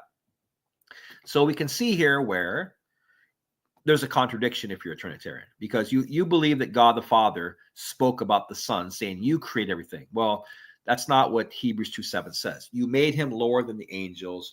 You crowned with glory and honor, and you set him over the works of thy hand. So there's a problem here in Trinity land. Okay, so this is more evidence that it's not God the Father speaking to the Son. Otherwise, you have major problems, because now you would have God the Father speaking to the Son, and then you have somebody else speaking to God the Father saying you are the creator, and you create everything over the works of your hands. See? So what they don't show you is they don't show you the footnote in Hebrews 2:7 that shows you that is actually the oldest MSS have some translations where they say thy hands, and it's actually attributed to God. See here. Or one early MSS continues, and have appointed him over the works of thy hands. See, Trinitarians are demonic. They've been demonically inspired because they hate the Father. They always want to rob from the Father. They want to undermine God the Father. Can they show you the Son back in the Old Testament creating? Never. Can they show you doing anything? Never. They can't ever show you the Son back there. They can't even show him alive, let alone creator.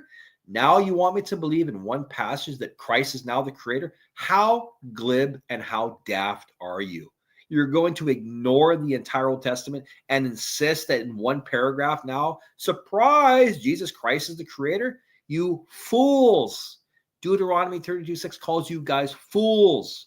You fools. It's your Father who created you, who made you, establish you, not Jesus. Jesus didn't create you. He didn't create his mother. Okay, it's just idiocy. It's idiocy. Okay, so we go to Hebrews 2:7 in the interlinear, and I love blocking these people because these people deserve to be deceived. Go back to the pit. Go back to Avery's channel and have him milk you guys. I mean, come on. He teaches a three-person God that nobody in the gospel teaches. That's your teacher. You don't follow Jesus.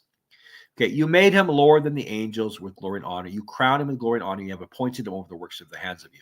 See, so Hebrews 2:7 aligns with Hebrews 1:10. Otherwise, you have inconsistencies and a contradiction. In the Trinitarian dogma, you have God the Father calling Jesus God who created everything. Then in Hebrews 2:7, when there's no chapter breaks, you have the psalmist calling the Father God who created everything. So which is it? See, so it's just a perversion of the reading of Hebrews 1:10. And that's, again, you have to go back to Psalm 8. This is where it starts. Is the prophecy about the Messiah being called the creator? No, it tells you here. When I look at the heavens, the works of thy fingers, the moons and the stars which you have established. What is man that you are mindful of him, and the Son of Man that you are care for him? You have made him lower than God, less than the angels. You crowned with glory and honor, and you have set him over dominion of the works of your hands. Okay, so nowhere in the old prophecies is God calling the Son God who's the creator. Okay, that's not there. The prophecy is applied to the Son, and God the Father is the creator. Okay, nothing to do with the Son being called the creator. Verse 11, yeah, there's a mixture. Hebrews 1 is kind of like a mixed bag of nuts. But see, the problem is these people are not consistent. They don't go back to the Old Testament and go, well, why isn't the Son back there? Why isn't the Son back there created, right? So, most of the Trinitarians I've noticed are not really intellectuals. They say, Jesus is God. You got destroyed. He's the creator. You heretic. Like they really are not bright. I think the Trinity causes a lot of people to become really stupid. Like they don't have any, they're not thinking anymore. They're just robots. It turns their brains into mush. Now, you're saying in the Greek it doesn't say he says, but no worries. Continuing the same context and theme. It's not context. See, this is the problem with God logic. It's not the same context because it shifted context over to the angels. See, so you're going to have to clarify. If you get me to believe of the angels, he says, after he speaks to the Son, now they change the subject and God is speaking to the angels. And now you want me to believe it's going back to the Son and there's no he says there? No, you can't fit that there. The author would tell you, but unto the Son he says, or but unto the Son he also says, because that's what he said prior to him speaking about the angels. It doesn't make any sense that God would speak, the author would quote, and again he says, then shift over to the angels and then go back to the Son. That just doesn't make any sense whatsoever. And there's no he says there. That's added. See? So he didn't want to point out the fact that, again, he didn't want to point out the fact that there is no he says, but also he kind of admitted it shyly.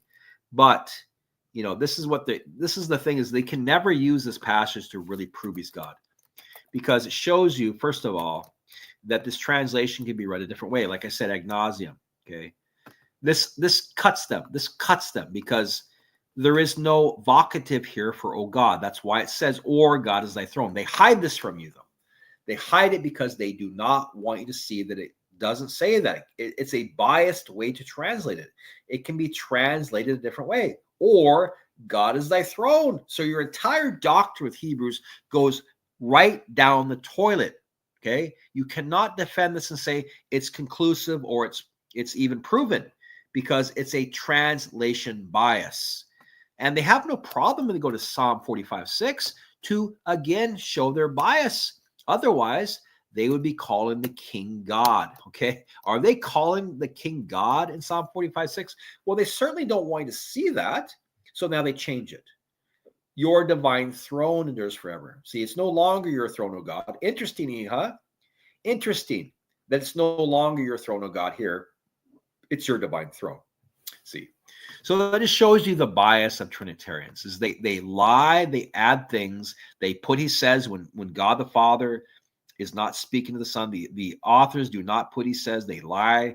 They put your throne, O God, when it can be translated a different way. They lie about that.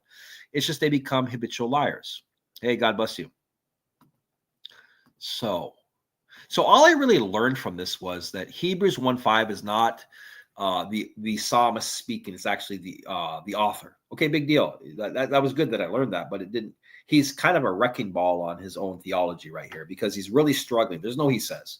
And again, God the Father spoke to the angels right before that. So you're going to have a better case that now they're going to go back to the Son to speak.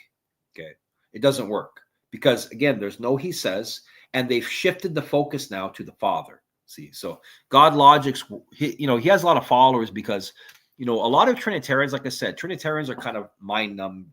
They're robots. They'll tune into anything, and they're basically theologically lazy. A lot of them don't study whatsoever. They have no understanding of basic Greek and Hebrew at all. They come on my channel and say the most ridiculous things like, I and the Father are one. They don't even understand the difference between hen and heis, right? So they just, they prove that they tune in for their brainwashing session with God Logic and Sam Shimon, but they have no idea what they're talking about. So they come on my channel, they slither over and say the stupidest things over here also. Like they don't even listen to what's even being said. So it says, but of the he's really struggling. He really wants it to say the Son, he says. It's not. It's just not. Son, then he quotes the psalmist, still attributing to God's words, though, through the psalmist, right? Nope. Correct. But like I was saying, I was trying to pull up the RSV. There's no vocative or God in the Hebrew or the Greek. That's my There's no "Oh God"? No, if you pull up RSV, there's a footnote that says, "Or God is thy throne." So there is no, the "Oh God" is an addition that was not there in the addition. It's okay, brother. He didn't know. He's not really studied. Like he should know this kind of stuff. He's kind of surprised because they kind of read things in a vacuum. Like they don't study. Like they don't know that there's no "Oh God" here. So Hebrews 1:8, there is no "Oh God." You can just look at the interlinear. They just read it, but unto the Son, God. See, there's no "O." So when they add this word "O" here, the throne of you, O God. See, this is not even in the Greek. They add this word "O God." It's not even in the Hebrew or the Greek, right? So we can see here in Bible Hub because there's no vocative there. It's an insertion. They insert it, right? So we can see here when they put thy throne. See how they put the "O," the definite article. That's not even in the Greek at all. Okay, that's not even there. That's why again that you can translate Psalm 45:6 in the RSV to put thy throne is God. Okay, your divine throne. See how they actually lie when they put that into the Greek on there. Your divine throne endures forever because there is no. Let me put the. Let me go to X, and I want to show you the argument here. So The argument is there is no vocative in the psalm or the well, you can actually look at some Hebrew fluent speakers like some ex-Trinitarians. They do a good write-up.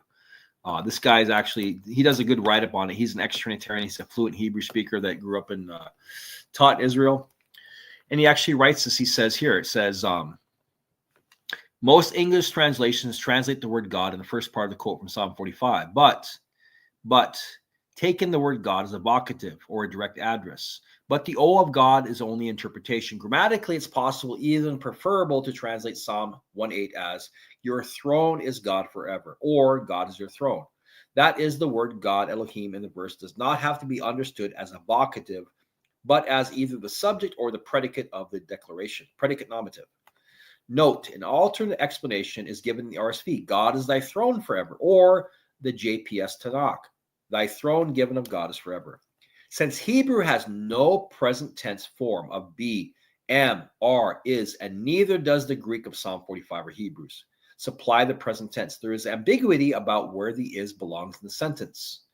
See, so you see things like God is your throne. Jehovah is my strength. Yahweh is my rock. Yahweh is my cup, my portion. Yahweh is my rock and my fortress, and my portion is God. So if God can metaphorically be the king's cup, and God can be the rock, and God can be the fortress, then God can metaphorically be the throne. Your throne is God. You are my rock, right? Jehovah is my rock. Jehovah is my cup. Okay, so the psalmist says, God is my portion. God is my rock. God is my strength. God is my fortress. Here the psalm says of the anointed Davidic king, God is your throne.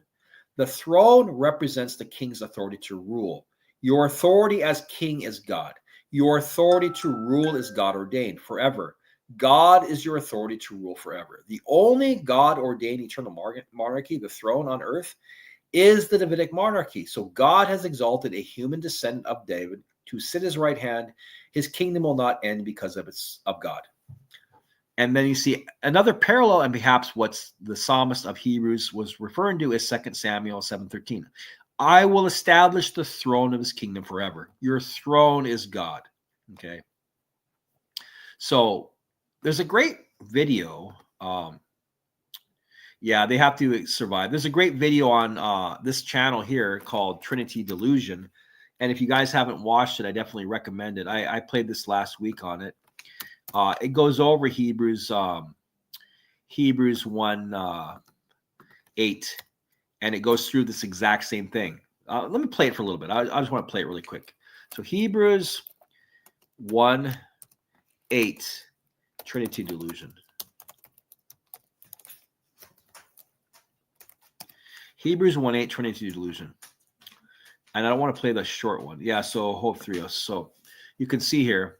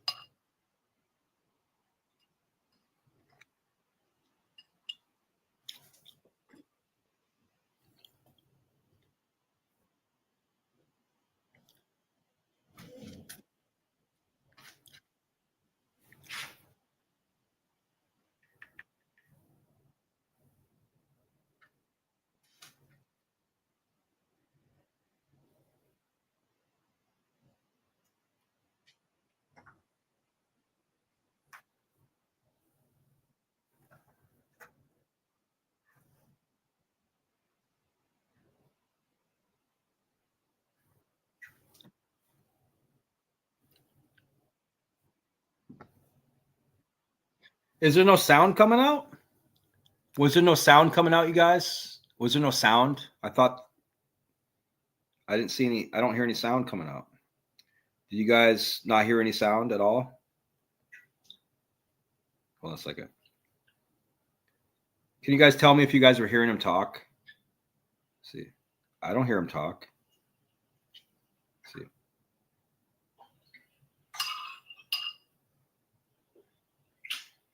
What the heck?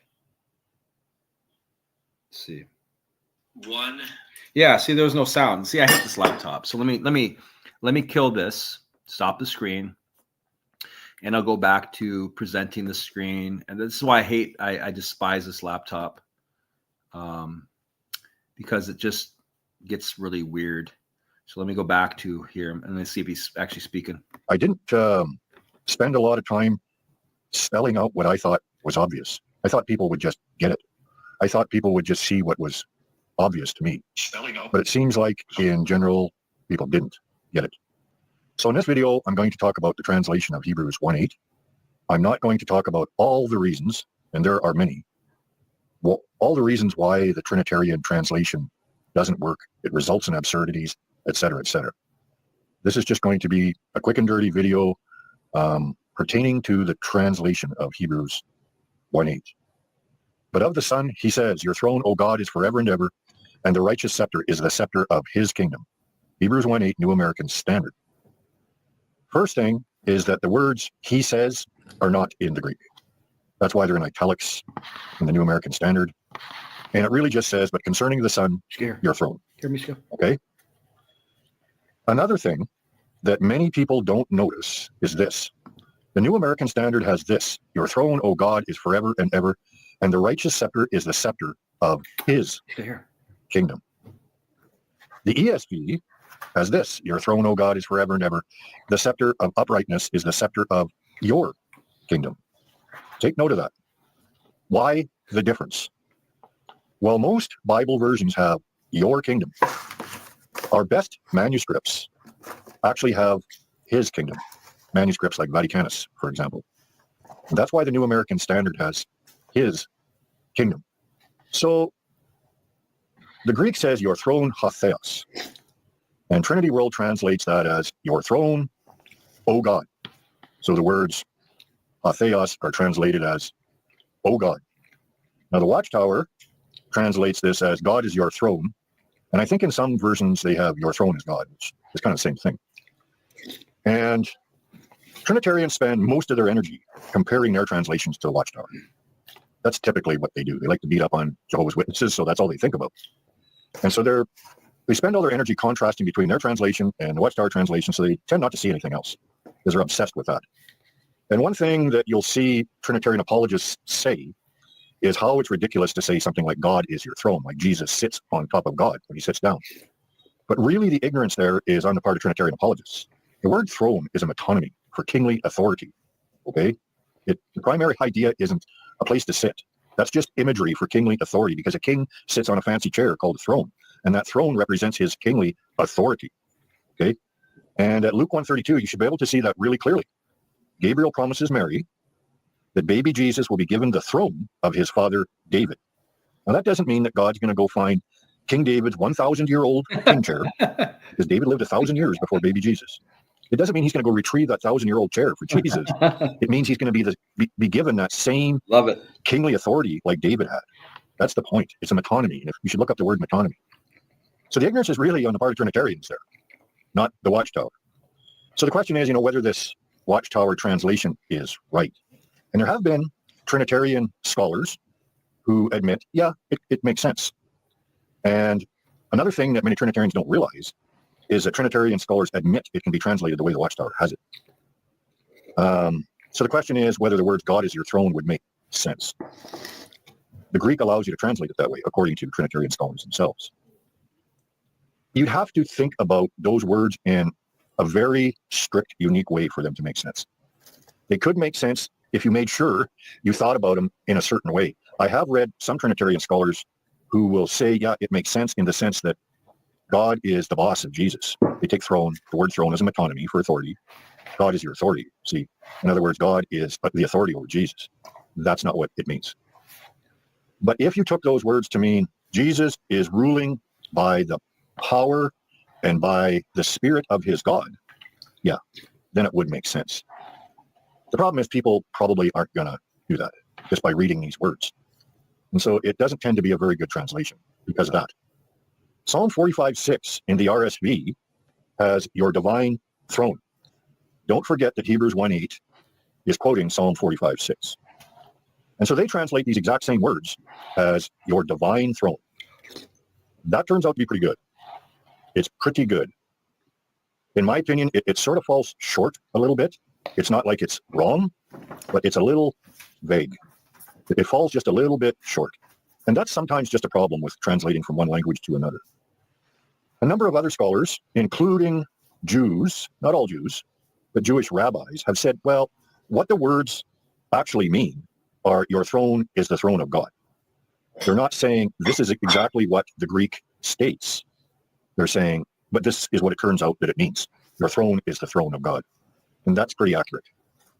That's a pretty accurate way to write what Hebrews 1:8 means. Not exactly what it says in the Greek, but what it turns out to mean. And we do this quite a bit when we translate from one language into English, one language into another. You have to translate what it means rather than what it exactly states, because if we try to just say what the original language exactly states all the time, it's not going to make much sense in English. It's not that neat and simple. And you may have heard the term dynamic equivalence for translation. Well, that's basically what this would be. So your divine throne, pretty good. I'd give it like an A, but it falls a little short. Your throne is the throne of God. It hits the nail right on the head. So we're going to see this more clearly now. So the whole verse says this, and I've just taken out some English words and I put it in the Greek. The throne of you, ha theos, to the age of the age, and the righteous scepter is the scepter of your kingdom. You have loved righteousness and hated lawlessness. Therefore, ha theos of you, has anointed you with the oil of gladness above your companions. So the words that Trinitarians translate as, O God, are ha theos, and ha theos is used 3 times in this passage. In New Testament Greek, the one God is signified by the words ha theos. Dozens and dozens and dozens of times. I don't know how many. And these words essentially mean the God. In English, we don't always have to say the God. And we most often, but not always, just say God rather than the God, because we just can get away with that in English. Not always. There are some instances we have to say it as the God. And ha theos is understood as meaning the God in verse 9. Therefore, ha theos of you. Well, why aren't Trinitarians understanding it that way in verse 8? It's an important question. There's 3 instances of ha theos in this passage. And you can see how they translate it differently from one spot to the next. So you have to note this Trinitarian inconsistency. In the same passage, same words, same passage, but they have this inconsistency of translation. So here in red are the vital words in question. The throne of you, ha theos. In Greek, they don't have a way to say your, as in your throne. Rather, they have to say the throne of you. That's how they do it, essentially.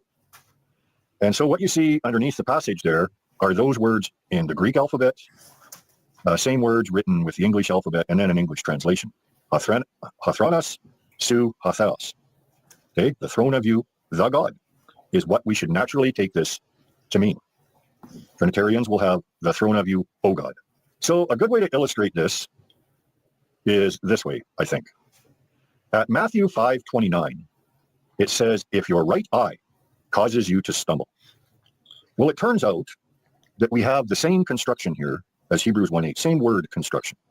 We have 2 nominatives with articles, exact same kind of format. If your right eye causes you to stumble. And there's the Greek just above it.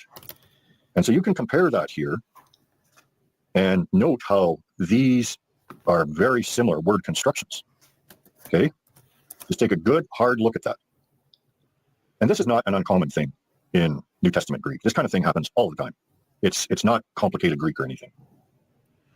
And so the way that pans out at Matthew 5:29, if we read it word for word, is, if we're thinking in English, it says the eye of you, the right. Just like Hebrews 1:8 says, the throne of you, the God. Okay? The word, or the words, the right, do not modify the word you, the I of you, but the word I. It tells us something more about the I in question, which I. This type of word construction is pretty common in New Testament Greek. And when we see this type of thing, our English minds kind of want to do something like this. The I of you, the right one. Okay? That's just something English speaking minds want to do. And so it's the same thing at Hebrews 1:8. The throne of you, the God one. Same thing. It's really quite simple. And that's written that way at Hebrews 1:8 because of this. He who overcomes, I will grant to him to sit down with me on my throne, as I also overcame and sat down with my Father on his throne. The Father's throne. The throne of you, the God one. It's his God's throne. And what all this language is getting at is that when God the Father exalted Jesus, the man Jesus was given the right to execute the authority of his God and Father's throne. God subjected everything in all creation to Jesus, which is why Jesus said when he rose from the dead, all authority has been given to me. Or as Peter says in the day of Pentecost, God seated Jesus at his right hand. All this language means is that Jesus was given the right to execute the authority of his God's throne. That's what all that language means. It's really quite simple. And if you're careful when you read the New Testament, you'll see this over and over and over again. And this idea is what Hebrews chapter 1, the whole chapter, is about. How God exalted the man, Jesus, to the Father's throne. That's what it's about. Carefully check out verse 3 and carefully check out verse 13. Same thing. Same thing. And so the throne in question here is the throne of God the Father. And in Greek, you could say it like this. In English, we have to say, your throne is the throne of God. In Greek, they didn't. They could just say, hathronos su hatheos, the throne of you, the God. That's it. Done. In English, we can't quite express it that easily. We can, but it's not going to be normal English. So this is going to be about another couple of minutes. And after that, I've got Hebrews 1:10, and this is a great one coming up. And that'll probably be about 10 minutes also. But I'm going to apply these to show you the wording is not what they've said. Your throne is the throne of God is what it means when you take the Greek for what it is. Just like the I of you, the right one, means your right eye. Hebrews 1:8 is talking about the God throne. In other words, what kind of throne did Jesus sit down upon? Well, there's only one God throne, one. And he's telling us that Jesus sat down on that throne, his God and Father's throne. Just like he says at Revelation 3:21, I sat down with my Father on his throne. Your throne hath theos. Your throne hath theos. Now, notice here, we have it say, the scepter of your kingdom. Also note what happens if we use the other manuscript reading like the New American Standard does. His kingdom. His kingdom. The Father's kingdom. The throne of the Father's kingdom. The Father's throne. Jesus sat down on his Father's throne over his Father's kingdom. Okay? Now, like I said, it doesn't matter if you say your kingdom, his kingdom. It doesn't matter. But just take careful note, if you use the best manuscript readings, how this reinforces what I'm saying to you. So that's why I say your throne is the throne of God is probably the best way to say it in English. But you don't have to. You could translate it like the RSV does. Your divine throne. That's pretty good. That is actually really good. But I think it falls short just a little bit. The throne of you, the God one. Just like the eye of you, the right one. Same idea. The God and Father's throne. Your throne hath theos.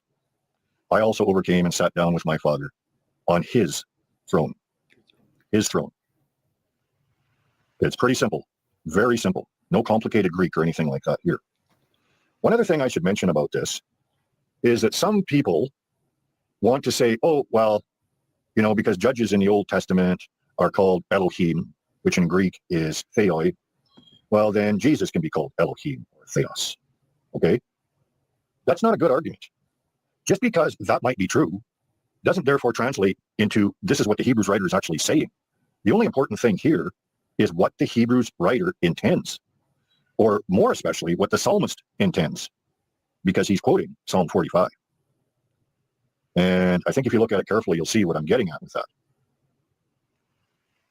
Psalm 45 is probably about Solomon. The psalmist is writing about Solomon on his wedding day.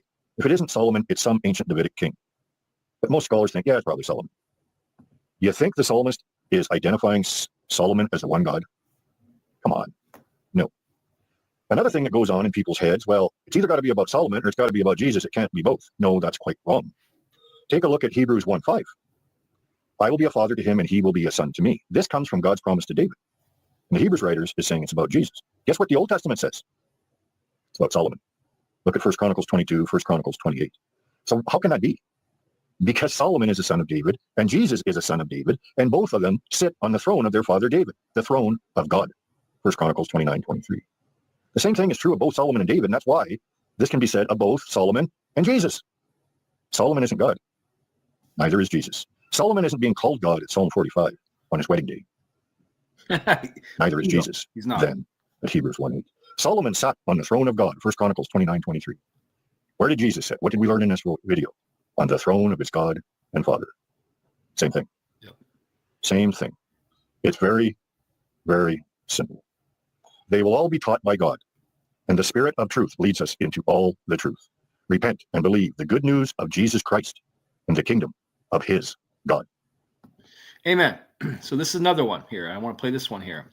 This is going to be a good one because this goes through Hebrews 1:10, where I was talking about to the Son he says, but unto the Son he says, well, we already got to that. Your throne, O God, he's already addressed that. But I want to go through this also. So let's go. And I speed it up twice as fast. So it says 22 minutes. I've got it speeded up twice as fast. It'll probably be 10 minutes. And it's well worth it. It's well worth it. So let's see. Custom. I've got a speed at 1.5. I want to do faster than that though. I want to do playback speed at 1 3/4 because he really talks slow, man. I mean, really talks slow. So let's see.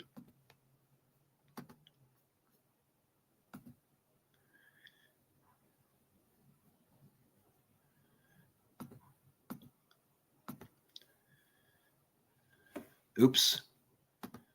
And they shall be changed. And you, Lord, in the beginning laid the foundations of the earth, and the heavens are the works of your hands. They will perish, but you will remain, and they will become old like a garment, and like a mantle you will roll them up, and they shall be changed. But you are the same, and your years will never come to an end. Hebrews 1:10-12. Trinitarians like to claim this verse is referring to Jesus, and that the verse therefore says Jesus is the creator of everything. So let's review how they came up with this idea and also how they blundered. Generally what they do is they read it as if it fits in a block with Hebrews 1:8-9. And so they read it basically like this. But of the Son he says, your throne, O God, is forever and ever, and the scepter of righteousness is the scepter of your kingdom. You have loved righteousness and hated lawlessness. Therefore God, your God, has anointed you to be above your fellows. And you, Lord, in the beginning laid the foundation of the earth, and the heavens are the works of your hands. So you can see basically what they've done there. They read in verse 8, but of the Son he says, and then there's a quote, and then they see the word and in verse 10, and so they think they're supposed to read something into the text. And he also says to Jesus, you, Lord, in the beginning. So they have their Trinitarian translation of Hebrews 1:8, your throne, O God, and then they get this idea in their head that the Hebrews writer is trying to prove Jesus is God, and so in verse 8, he's making a statement to prove Jesus is God, and then he's making another one in verse 10. Just take a look at verse 9. God, your God, has anointed you. You see how their translation of verse 8 results in God having a God? It's ridiculous. God calls Jesus God and then says that God's God will anoint God. It's preposterous. It's ridiculous, but that's how they want to interpret it. So basically, that's how they read it. But of the Son, he says, your throne, O God, is forever and ever. And then God also says to Jesus, your Lord, in the beginning, you, Lord, in the beginning, laid the foundation of the earth. So God the Father is saying to Jesus, you, Jesus, laid the foundation of the earth. Just think about that. God the Father is saying this to Jesus. The first problem is that verse 8 doesn't say, but of the Son, he says. That's not even in the text. Now think about that, because they read that in the text in verse 13 as well. What happens there is you got to go back to verse 7. And the text says, and of the angels, he says, God says, who makes his angel spirits and his ministers a flame of fire. But of the Son. See, this is what I was trying to get through Avery. Okay, this is what I was trying to get through to Avery. He didn't grasp this. Okay, so this is the point that I was trying to make. And I said, unto the Son he says, but unto the Son he also says, to the Son he continues to say after he said, of the angels he says, see, here, that this is the exact, I'm glad I played this video because it's the exact point I was trying to make to Avery. Of the angels, he says, who makes his angels spirits and flames of fire. But unto the Son, he says, see, that's the exact point I was trying to make to Avery, but Avery didn't grasp it. He just didn't want to succeed or conclude that, to concede that basically there is no he says and that God the Father, he says, no, you should just assume it. Like, it's just going to go there. No, he's already ended speaking to the Son. So I can't just assume by logic, if he's speaking to the Son and it says, he says, and again he says, and again he says, and then it changes over to the angels. Now you want me to go down into 110 or whatever it says, but to the Son, he also says, no. See, that's a break in the context. He says. And you see how I've underlined the word but? That is the word that tells you that it's implied that God says this of the angels, but of the Son, God says this. You see, there's that and but contrast. So you can see how it's kind of okay to suppose that God is saying something to the Son. Of the angels, he says, but of the Son, he says. You see that? But it's a bit much to say, and of the angels, he says, but of the Son, it's implied, he says. And then you go on a few verses later, and he also says. You see that? And it's because the writer is making these Jesus versus the angels contrasts. And of the angels, he says, but of the Son, he says. And then he's starting something new in verse 10. Trinitarians are reading something into the text, verse 10, which is not there. And he also says. Right, exactly. That's how they want it to read. Yep. And so that's how they make it read. And he also says, but it doesn't say that. It's obviously implied in verse 8, but it's not that obvious in verse 10. And we'll see that even more clearly as we go on here. Look at the first and but. There's several and but arguments in this chapter, but let's look at it this way. Let's do a Reader's Digest version here. And of the angels, he says, who makes his angel spirits and his ministers a flame of fire, but of the Son. Okay, there's this and but contrast. And then we get to verse 13. And you, Lord, in the beginning. So we have an and but contrast, and then we have another and showing up. And then guess what happens? But to which of the angels has he ever said? Now think about this very carefully. Does the phrase and what follows after it, but of the Son, he says, go with the verse that says, and you, Lord, in the beginning? Or does the verse, but of the Son, he says, belong to, and of the angels, he says in verse 7? Those two belong together? And you, Lord, in the beginning, but to which of the angels? And those two belong together? Because you see what Trinitarians are trying to do? Is they're trying to say that, but of the Son, he says, and then, and you, Lord, in the beginning, they belong together. Look at the pattern. The writer's pattern here. They don't belong together. It's another contrast argument beginning in verse 10. We're going to see that even more clearly now. And so the writer isn't calling Jesus the Lord, creator in verse 10 to 12. Basically, what Trinitarians are doing there is they're violating the structure of the text by removing the first but contrast in verse 8 from its context, and then trying to join it with the first half of the writer's second argument, verse 10 to 12, which they also separated from its but contrast, verse 13. So what we should look like this, because this is the only thing that's ever going to make sense when you lay out the structure in this verse. But here's what they try to make it do. You see that? They separate the first but from the first and they separate the second but from the second and they try to split the first but with the second and they try to make it work like that. See that? I split it like that when it should look like that. That's the little trick they pull there. And there's verse 13. And there's another factor, another piece of evidence here. But to which of the angels has he ever said, sit at my right hand until I make your enemies a footstool for your feet? Where is the antecedent for the word he? When you write, you need an antecedent. When you use the word he or him, you just can't break into speaking and talk, say he, him. People won't know who you're talking about. So where's the antecedent for the word he? It's going to be very weird to have the writer say, you, Lord, in the beginning laid the foundation of the earth, to refer to Jesus, and then go on to say, to which of the angels has he ever said? Exactly. That's the exact point I was making. Is this weird? There's no antecedent here. So which angel has he ever said? Who's the he, right? See, God logic didn't get down to this point. So it doesn't make any sense that you would have God the Father speaking to the Son, and then you say, well, which angel has he ever said? There's no antecedent there. You wouldn't even know who it was. Would it be God the Father speaking to the Son? No, it doesn't even work contextually. So that's exactly what I was speaking about earlier. Because what you would have here is, and you, Lord, you, Jesus, in the beginning laid the foundation of the earth, but to which of the angels has Jesus ever said, sit at my right hand? It's never going to make sense.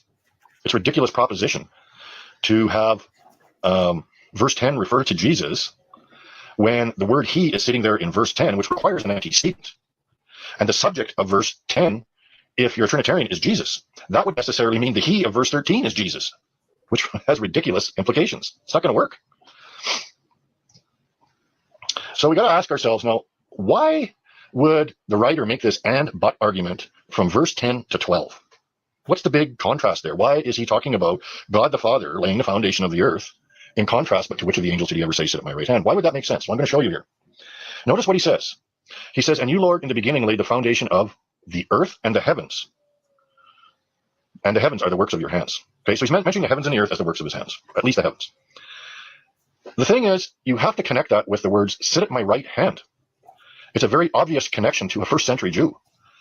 Because to sit down on God's throne at his right hand means you have been given authority over all heaven and earth. All created things have been placed under your feet. So that's why the writer brings that up in verse 10. And then contrasts it with verse 13. But to which of the angels did he ever say, sit at my right hand? In other words, to which of the angels did God ever say, I'm going to place all things in heaven and earth, which I made under your feet? That's the point he's making. And here's some examples what it means to sit at the right hand of God. When Jesus rose from the dead and met his disciples, he said this, all authority in heaven and on the earth, in heaven and the earth, has been given to me. And here's one of my personal favorites because it's from this chapter. And it tells us what Hebrews chapter 1 is really about. Having made purification of sins, he sat down at the right hand of the majesty on high, having become as much superior to the angels as he has inherited a more excellent name than them. Jesus became better than the angels. It's kind of ridiculous to have chapter 1, or to insist that chapter 1 is all about proving Jesus is God because he's better than the angels, when it tells you he became better than the angels. God doesn't become better than the angels. But we can see that becoming superior to the angels happens when you sit down at the right hand of the majesty on high. And that's why in verse 6 it says all God's angels must bow down to him. You have to bow down before the throne of God. That's where Jesus is sitting. The Father put him there. And the reason they must bow down to him is because he has become superior to them, and they have been subjected to him. 1 Peter 3:22. Here's another one. God raised him from the dead and seated him at his right hand in the heavenlies far above all rule and authority and power and dominion, every name that is named, not only in this age, but also in the age to come. And he put all things in subjection under his feet. See that? That's what it means to sit at God's right hand. It means you have been given authority over all creation.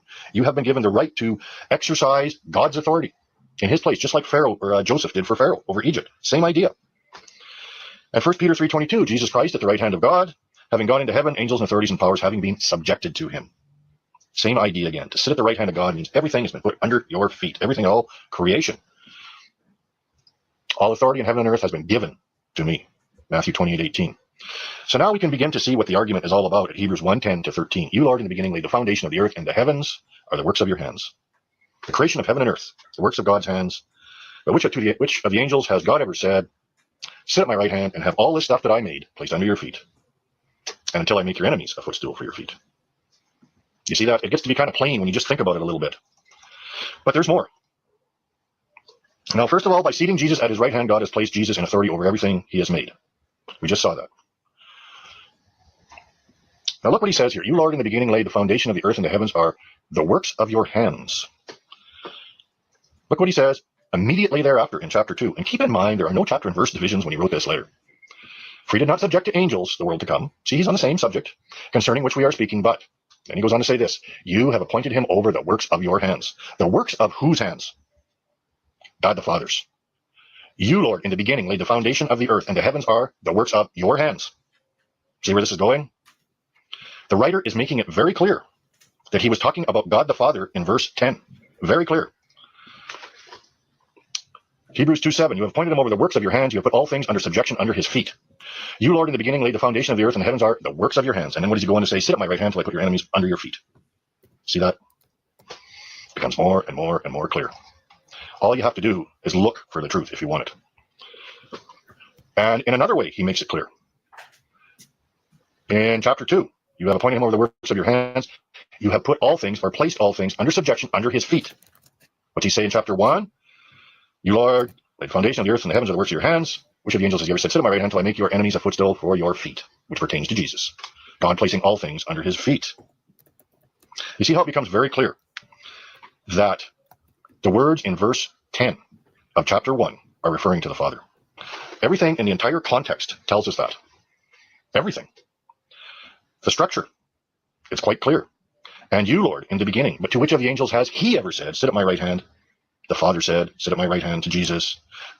So where's the antecedent for the Father here? You, Lord, in the beginning, laid the foundation of the earth. It's really plain. For you not subject angels to the world to come, concerning which we are speaking. But one has testified somewhere, saying, what is man that you are mindful of him, or the Son of Man that you are concerned about him? You have made him a little lower than the angels. You have crowned him with glory and honor.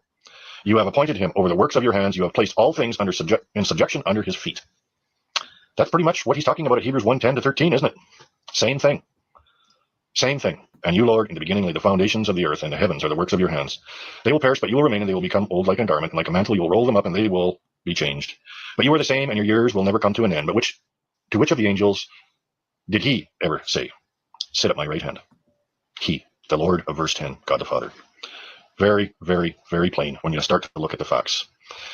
God the Father, the Lord of Hebrews 1:10, who created the heavens and the earth, has never asked an angel to sit at his right hand, which would effectively place an angel in authority over all heaven and earth. But the Father has indeed placed all created things in heaven and earth under Jesus' feet, including angels, by seating Jesus at his right hand, giving him all authority over the works of his hands.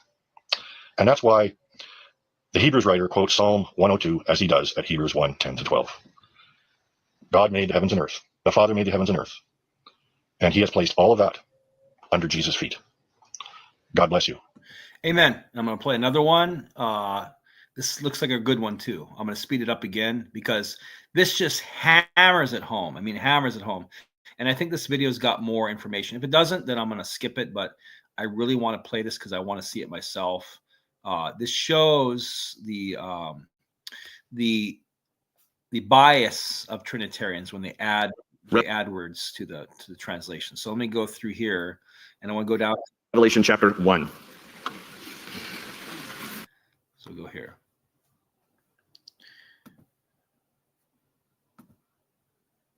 This guy even speaking. I have my thing muted. Hold on a second. Yeah, I'm muted. The first major crack in my own Trinitarian theology when I first began to investigate my own doctrine several years ago. And I was just reading through the chapter and asking myself, honestly, what's this chapter really about? And I was doing that in sort of contrast to what Trinitarian apologists and theologians claim, that the writer's point in Hebrews chapter 1 is to illustrate that Jesus is to be identified as God.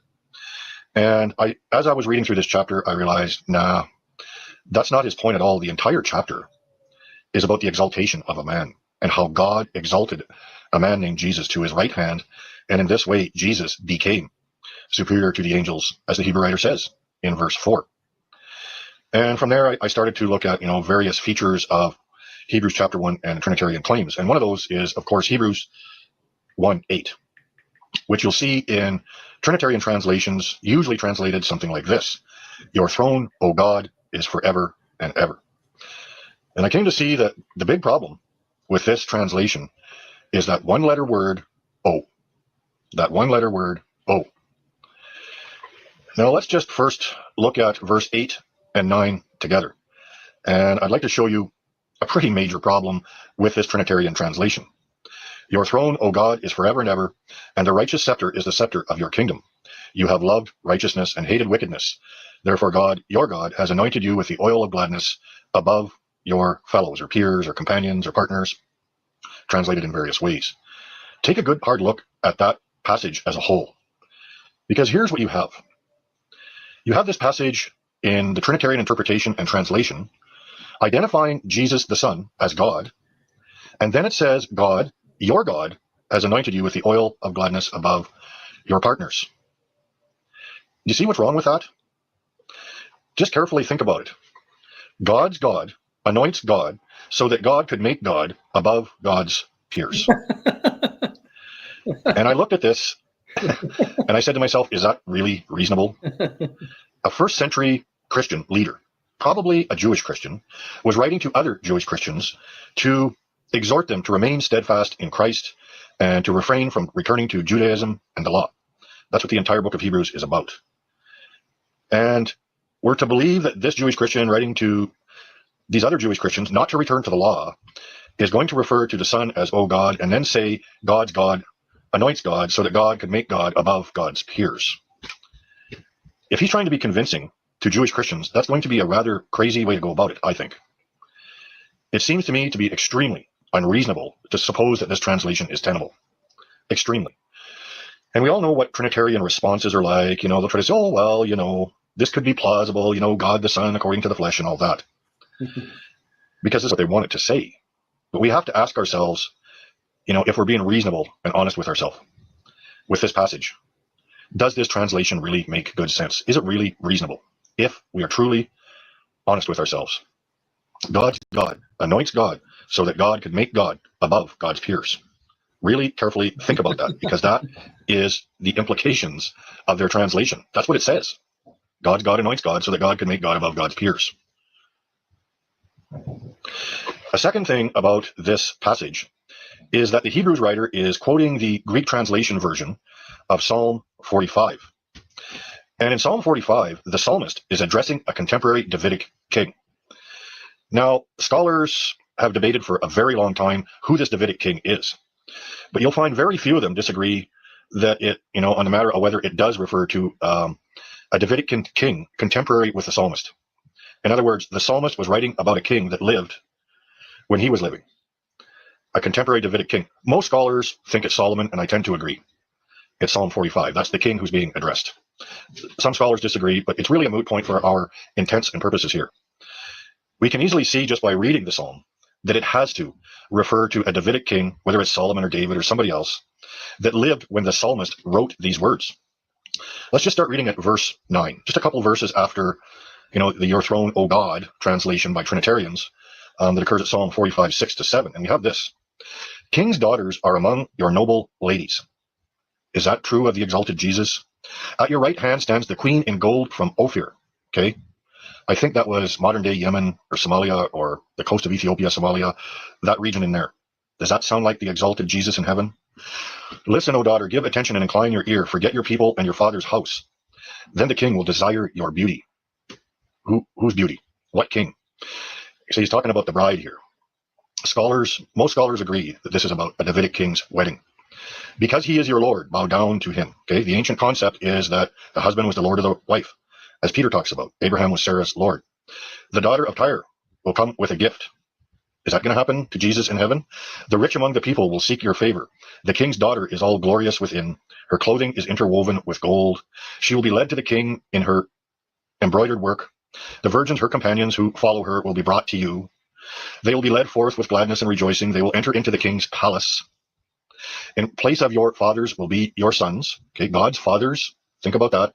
Jesus does not have any sons. Okay, God the Father is not our grandpa. Jesus is the firstborn among many brothers, children of God. "You, this king, shall make them princes in all the earth. I will cause your name to be remembered in all generations. Therefore the peoples will give you thanks forever and ever." And so you can see, if you just really read that carefully, how it had to refer to an ancient Davidic king, probably Solomon, who lived when the psalmist wrote these words. And the best way to the evidence seems to be that this is about Solomon's wedding to an Egyptian princess. And the one mention of the king here about the king's daughter is the bride of the Egyptian king. But all that, you know, all the details aren't that important. It's just that we have to recognize this has to refer to a Davidic king who lived contemporaneously along with the psalmist. That's not Jesus. Now you might say, well, Brother Cal, the Hebrews writer says it refers to Jesus. Yeah, so do lots of passages like this. Take Hosea 11:1. "Out of Egypt I called my son." Go read it. It's about Israel. It says so explicitly. But Matthew applies it to Jesus. Read 2 Samuel 7:11-14. The Hebrews writer in chapter 1, verse 5, the same chapter, says that refers to Jesus. Well, now go read 1 Chronicles 17:22 and 28. It says this was fulfilled in Solomon. David's son that fulfilled this was Solomon. There are several passages like this in the Old Testament which refer to a contemporary figure. It might have been a single person. It might have been all Israel. The suffering servant argument that you see people using, it's not either Israel or Jesus. It's both. All these things foreshadow Jesus. And that's why Matthew, at Matthew 2:15, would take that verse at Hosea 11:1, which is about Israel, and apply it to Jesus. And that's because Jesus was the king of the Jews, the king of Israel, who died for all his people. And that's what Paul is talking about at Colossians 2:17. All those things in Israel, the law, and all the things that were happening were but a shadow of things to come. But the body that cast that shadow, or the substance, is Christ. All these things foreshadowed Christ. So Psalm 45 is just one of many examples which don't just refer to either Solomon or Jesus, but both. Okay? Or Israel or Jesus. It's both. There's several examples like this, and this is one of them. So we can see it has to refer to a contemporary of the psalmist, and yes, it does refer to Jesus, because Jesus is the perfect fulfillment of everything These things were a shadow of what is to come, but the body is Christ, Colossians 2:17. So if you look at this psalm then, or this verse, Psalm 45:6, your throne, O God, to the age of the age, there's something very wrong here. The Davidic king, whether Solomon or someone else, is being addressed as God. If we interpret it the way Trinitarians interpret it, we have this Davidic king who lived at the same time as the psalmist being identified as God. If we take the Trinitarian interpretation, there's something very wrong with that, obviously wrong with that. So there's two serious problems, and there's more, but these are the two most serious problems here. God's God anoints God so that God can make God above God's peers. And then we have the problem of an ancient Davidic king being identified as God. There's something really wrong. And this should at least cause us all to look further and see if there's something else that makes more sense. And when we look, yes, there is something else which makes more sense. The words in question, which Trinitarian translators translate as "O God," are ha theos, which mean the God. Ha theos, which means the God, is the standard way the Greeks referred to God. Okay, in English, we just happen to capitalize the word God, and we don't bother saying the God, just capital G God. Well, they didn't have capitalization conventions in those days or anything like it. So when they wanted to refer to the one God, the way they did it is they would say the God, okay, without qualification. You know, you could call a pagan god the God, but you're referring to a specific pagan god if you're doing that. But if they just referred to the God without qualification, it referred to the one God. So you have, what we have here is a Greek term that needs to be questioned. Your throne, hatheos, to the age of the age. And hatheos, which means the God, is the standard way the Greeks referred to God. And it's translated as God or the God, depending what sounds better in English, where it always means the God. So why then do Trinitarian translators kind of resort to a unique thing here and translate hatheos as O God? Okay, it's translated as the God, or understood as the God in the New Testament. So why are they departing from that convention here at Hebrews 1:8? That is a question you need to ask yourself. And you need to ask yourself if they're doing this to promote Trinitarian doctrine. We must ask ourselves why translators would want to uniquely translate hatheos as O God in this verse rather than the God. Why don't they translate this as your throne, the God, to the age of the age? Because that's how they translate it pretty well everywhere else. But they want to do something unique here. And that's why this issue comes down to that one-letter word, O God, in Trinitarian translations. It's very subtle, but it has very big implications. Your throne, the God, to the age of the age. Well, what if it did say that? What if that's what it's supposed to say? Well, this entire chapter is about Jesus of Nazareth's exaltation to the right hand of the throne of God. That's what the entire chapter is about if you read it through. How God exalted Jesus to his right hand, something he's never done for an angel.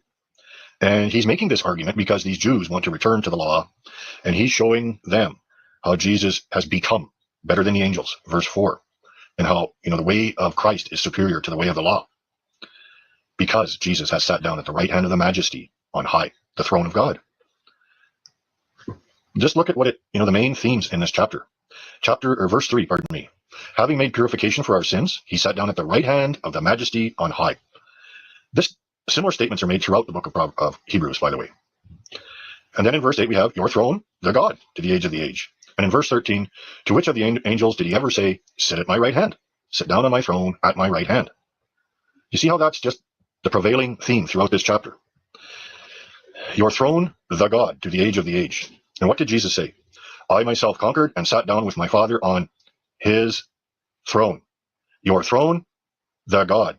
Your throne, the Father, to the age of the age. Your throne, he sat down on his Father's throne. Your throne, the God. The point of Hebrews 1:8 is that Jesus' throne is his God's throne. That's the throne he sat down on. Your throne, the God.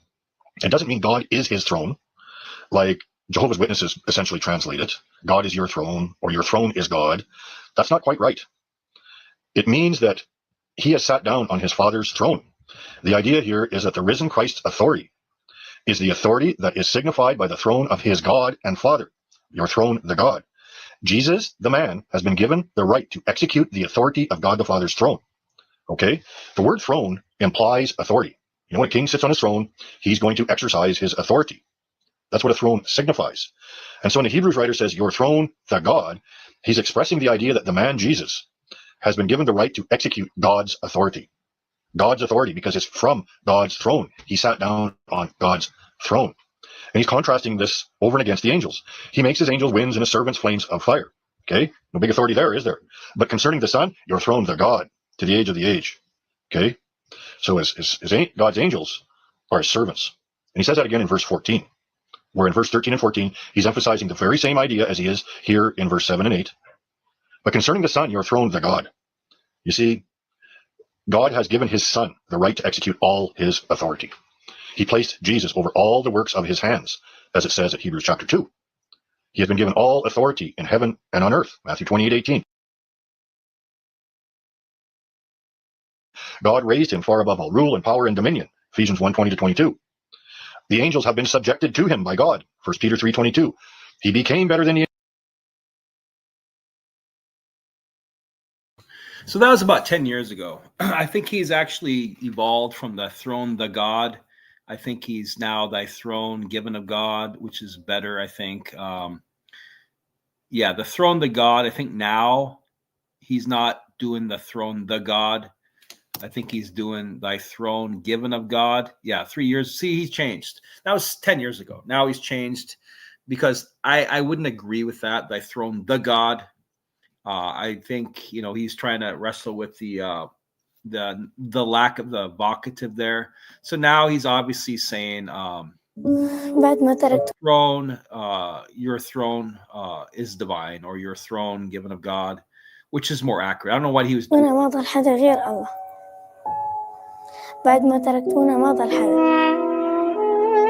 Yeah, I don't know what he was doing with the throne, the God. That can be kind of weird. I was like, what's going on there? So I kind of look at the time on that, and it was 10 years ago, which makes sense because 3 years ago he's changed to your throne is God, or your divine throne. So the fact is that Avery really didn't have any argument. Well, the Trinity wasn't something that he really could defend, but now he's trying to say that you, Lord, laid the foundation of the earth. And so my point was, of the angels, he says, which Brother Kell made very clear, it's not that in the Greek. He's adding words. He says. That's not there. So they really confuse people when they say, but unto the Son he says. Well, the last one he was just speaking about was about the angels. So if he's going to go back to speaking about the Son, then you would think they would say, but unto the Son he also says, or but unto the Son he says. They don't. So they add that to change the entire dynamic of the passage. Then they can get away by switching thy throne, O God, when none of the ancient Israelite manuscripts said thy throne, O God, because it's taken from Psalm 45:6. The psalmist wasn't calling King Solomon God at a wedding coronation. Okay, he's saying your throne is God forever. Your throne is divine forever, not your throne, O God. Why would he be calling King Solomon God at a wedding coronation? Makes no sense whatsoever. So he's not calling King Solomon God who is a God. That's just your divine throne endures forever, right? It's okay. That's not my contention right now. Although I disagree, but that's not my contention right now. Though, sir? Can I show you? I know. I wanted him to pull up the RSV because it shows him that it's not translated as your throne, oh God. It can be your throne is divine, or your God is thy throne. But see, that wrecks his entire argument, because he's trying to argue that God the Father is calling the Son God. But if you see that it says, but to the Son your throne is God, then his argument goes right down the toilet. I know what you're talking about. That doesn't matter to me. That's not my contention. Okay. My thing is just making sure that we see that this is the Father speaking of the Son. No, I disagree with that. I disagree with that. I disagree with the Father speaking of the Son, because there's no he says. See, there was he says up top, but there is no see he says here. That's added. Yeah, see, I shut him down right here. He's trying to get into, and you, Lord, saying that God the Father now is calling the Son the creator. See, it's not. See, their entire premise is based upon this little translation here. But unto the Son he says. But no, he was just speaking about the angels up top. Now he wants to go back and say, now God the Father is speaking to the Son. No, it's the author taking the psalmist quote back in Psalm 45:6, and now the author is applying it to the Son. It's not God the Father speaking to the Son. Because who spoke back in the Old Testament, Psalm 45? The psalmist did. So it's just really confusing, because if they take passages back in the Old Testament where the Father spoke and they quote it, the psalmist quotes it, and they quote the Father speaking, then why on earth would you take that same passage when it's not God the Father speaking in Psalm 45:6, it's the psalmist speaking to King Solomon talking about a wedding coronation? Why on earth would you take it to assume that God the Father was now speaking to the Son? That doesn't even fit. So again, why would you take passages when in the Old Testament, yeah, the Father is speaking to the Son, David or whoever, right? And then you apply it to the Son, which the Father is now speaking to? Because the prophecy in the Old Testament, the Father was speaking to the king. And now, yes, the Father would be speaking to the king. But why on earth would you go to Psalm 45:6 or Psalm 45 when it's the psalmist speaking to King Solomon? Now you're going to say that now God is speaking to Jesus? Well, what about King Solomon being spoken of by the psalmist? No, you would take the psalmist speaking, and now the psalmist is applying it to the Son. Just like you took the Father speaking in the Old Testament that was applied to King David, Solomon, and now it's being applied to the Son. You don't get to take the psalmist statement when he's speaking to Jesus and now say, oh, then that's God the Father now speaking to Jesus. That doesn't even work. Like that doesn't even pass the sniff test. So total fail there. I would see it as the author is quoting the psalmist, just like you said, all the way through. Yeah. And they stop. And all the way through. Let's do this again. Yeah. It's not all the way through because he changes here. Of the angels, it's not all the way through. He's not being forthcoming on that. All the way through, whose words are the psalmists, are the words of the psalmist being attributed to? Yeah, all the way through they're quoting the Father. But again, the author also quotes the psalmist speaking. So the psalmist quotes things. But again, he says, who is quoted? Yes, all the way through, but who actually quoted this? See, his argument doesn't hold weight because he's saying all the way through, who did the author quote spoke? Yes, it was the Father speaking in the Old Testament. However, who spoke these words in the New Testament? Who spoke these words? The psalmist spoke these words. So he's just not being consistent, okay? He's trying to make the argument that, yeah, God spoke all of these words. Sure, the psalmist speaks this, and he quotes, and he has God the Father speaking. But now he has a problem with the psalmist speaking. See, this is not God the Father speaking in the Old Testament to King Solomon. This is the psalmist speaking. So naturally, the author would quote the psalmist speaking again. He's just trying to have his cake and eat it too. You can't do that. So yes, it would be the psalmist is the one speaking here. So the author says, but unto the Son, he says, not unto the Son, he says, but unto the Son, your throne given of God. This is taken from the psalmist quote in Psalm 45. It's not God the Father speaking to King Solomon. Okay. So that's just a real mess. You do attribute to the Father. Okay, when does that change? Because when it says he says, notice again he says, and again he says, then it says, but unto the Son. Okay, let me ask you this. If I said, what's your name, by the way, if you don't mind me asking? CM. I'm just go by CM. Theon? CM. Oh, CM. Okay, CM. Okay, if I said, CM talks about his co-worker, right? He talks about his co-worker and his son. He says, to which, or if I say, to which of CM's co-workers did he ever say, you're my son, today I've begotten you? And then I say, and again, to his co-workers, he says, you guys need to listen to my son when he comes into work. Right? Mm-hmm. And then I say again, of the co-workers, CM says, they will get paid by the hour, but my son gets paid more than them. Right? Yeah, but you keep saying it again. He doesn't say it again in Hebrews 1:8. That's my point. And then I continue and I say, but of the son, you are to take and inherit the business. The co-workers will listen to you. You are the foundation by which I built all this. Who am I speaking to?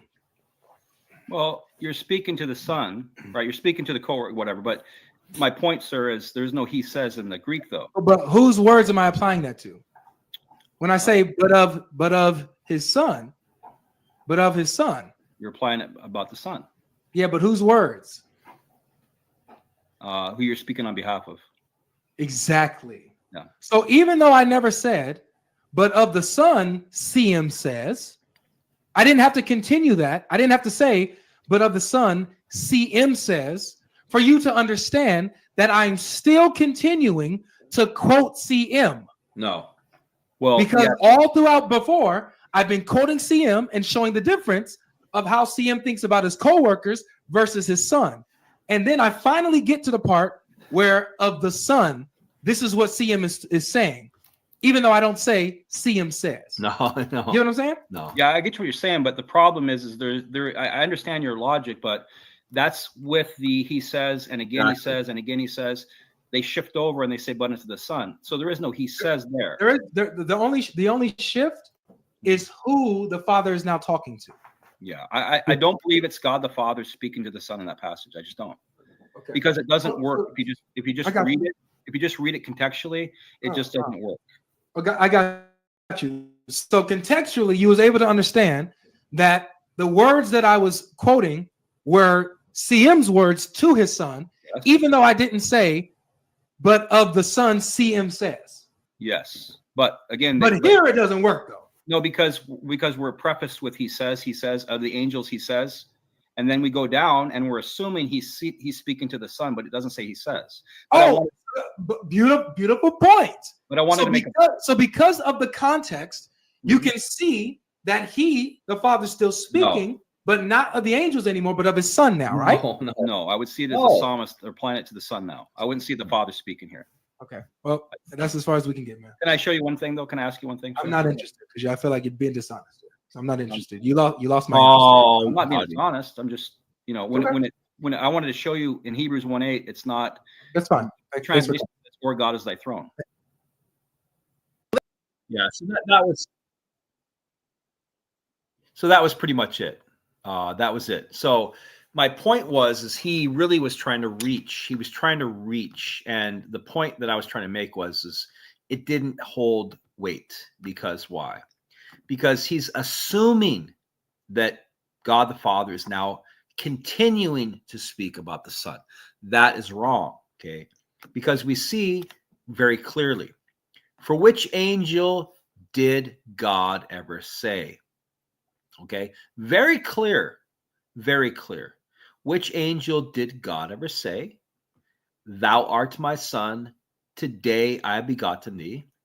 Or again, I will be to him as a father, and he shall be to me as a son. Okay, and again, when he brings the firstborn into the world, he says, let all angels worship him. Okay, so yeah, it's very clear. God said these things. And again, he said these things to the Son. And again, he said these things to the Son. Okay? We're not going to just assume now, he says, of the angels, God says, who makes his angels winds of serves of flames of fire. But unto the Son, we're going to assume now that it's God the Father speaking to the Son. It's not. It's not. And best case scenario, if you wanted to read it this way, it would be, but unto the Son, your throne is God.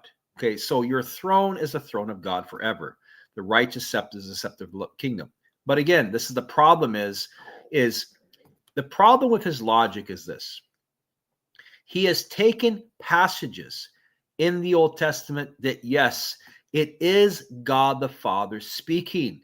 Okay, so the author will tell you, but which angel did God ever say? Then he takes a passage in the Old Testament, and it is God the Father speaking. Okay. And again, I will be to him as a father, and he shall be a son. In the Old Testament, this is God the Father speaking. Okay. And again, when he brings the firstborn into the world, he says, in the Old Testament, this is God the Father speaking. When he says of the angels, he says, this is God the Father speaking. However, when he goes down here, this is not the God the Father speaking in the Old Testament. Okay. it shifts over. It's the psalmist speaking. So he didn't get this. He's quoting. Yes, it makes logical sense. Yes, God the Father did say this in the Old Testament. That's a quote from God the Father. And now they're applying it here. Or again, I will be to him as a father, and he shall be a son. Yes, that is a quote from the Old Testament, and that is the Father speaking. And again, when he brings the firstborn into the world, he says, let all angels worship him. Yes, that is God the Father's quote. Okay. Of the angels, he says, yes, that is the God the Father's quote. So yes, you can quote God the Father, but who is speaking here? God the Father from Psalm 45:6? No, it's the psalmist.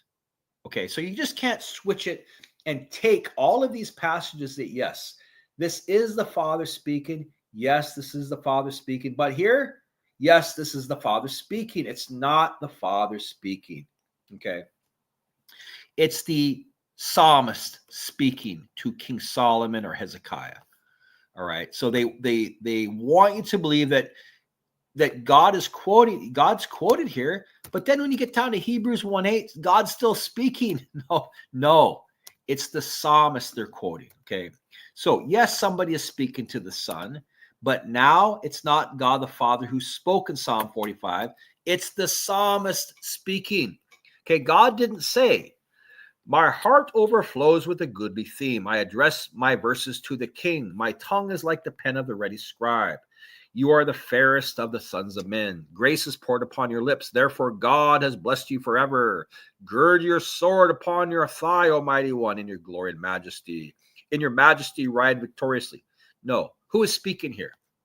It's not God. It's the psalmist. Okay, so what Avery did not get and what Avery failed on was he took passages like this, which is the author is quoting, and yes, in the Old Testament, this is the Father speaking.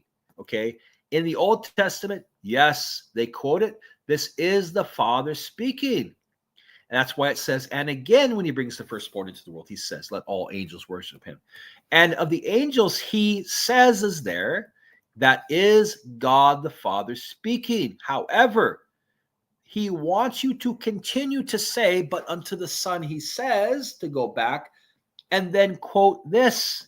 This is taken from Psalm 45:6 or Psalm 45. This is not God the Father speaking. Okay. So they're trying to take the Psalm 45 that was applied to the Davidic king, that was spoken of by the psalmist, and now they want to say that that's now God the Father speaking to the Son. That's a complete transformation and a perversion of the text and the prophecy. He's not being consistent. He's grabbing scripture where in the Old Testament, that Father speaks, the Father speaks, the Father speaks, the Father speaks, but he wants to say now the Father speaks again. No, this is the psalmist speaking now in Psalm 45:6. It's not God. See, so that's the problem with God logic. You know, he had major problems because, again, he ran from the Old Testament. He couldn't show you the Son back there doing anything. Okay, because I disagree. I'll show you later. But he couldn't. He'll never be able to in 1,000 years. And so he couldn't deal with the Trinity. He couldn't defend the Trinity. He's not up there showing anybody about the Trinity. I watched him try to teach it. And it was like, oh my gosh, like he's trying to go to Jesus as God now, you know, because they believe if they can prove Jesus is God or he's the creator, somehow there's a Trinity or whatever. It's just mind numbing. Okay. So he didn't get the fact that no, it's not God the Father speaking to the Son, because in Psalm 45, this was the psalmist being spoken about, or the psalmist speaking to the king. Okay. So that's pretty much it. I mean, it was a good conversation. It was polite, you know. Trinitarians, unfortunately, they're not really critical thinkers. They don't think, oh, he destroyed you, whatever. There was no destroying. Avery couldn't even answer my basic questions about the Old Testament.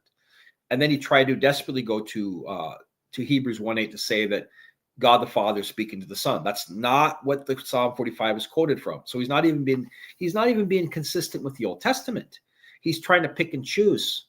He's trying to say that Psalm 45:6, even though it was a psalmist speaking to King Solomon, Now in the New Testament, I'm going to take that and make sure that it's God the Father now speaking to the Son. What? All the other passages, yes, you took them from the Old Testament, and that legit was God the Father speaking. And so, yes, you can apply those passages to God the Father because he was speaking back in the Old Testament. You cannot do that same thing for Hebrews 1:8 because it was not God the Father speaking in the book of Psalm 45.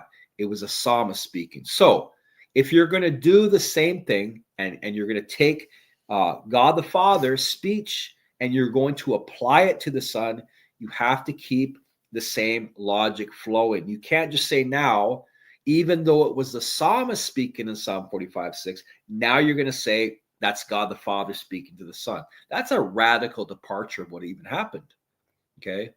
So to be consistent, you have to keep consistency going. You take scripture where God the Father is speaking in the Old Testament, and yes, you apply it to the Son. You take scripture back in the Old Testament where the psalmist was speaking to King Solomon or whatever, and now you apply it to the Son. You don't take scripture where the psalmist was speaking to King Solomon, and now you want to bend and twist and say, now it's God the Father speaking to the Son. It's not logistical, and it's not even theologically accurate.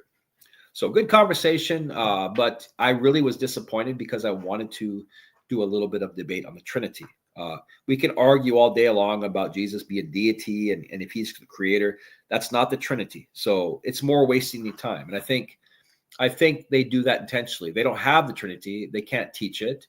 They know it's elusive. It's a mystery. So what they do is they're just trying to save face and basically defend the deity of Jesus. But a good conversation. He was a lot more polite than Sam was, so I had no problem with it.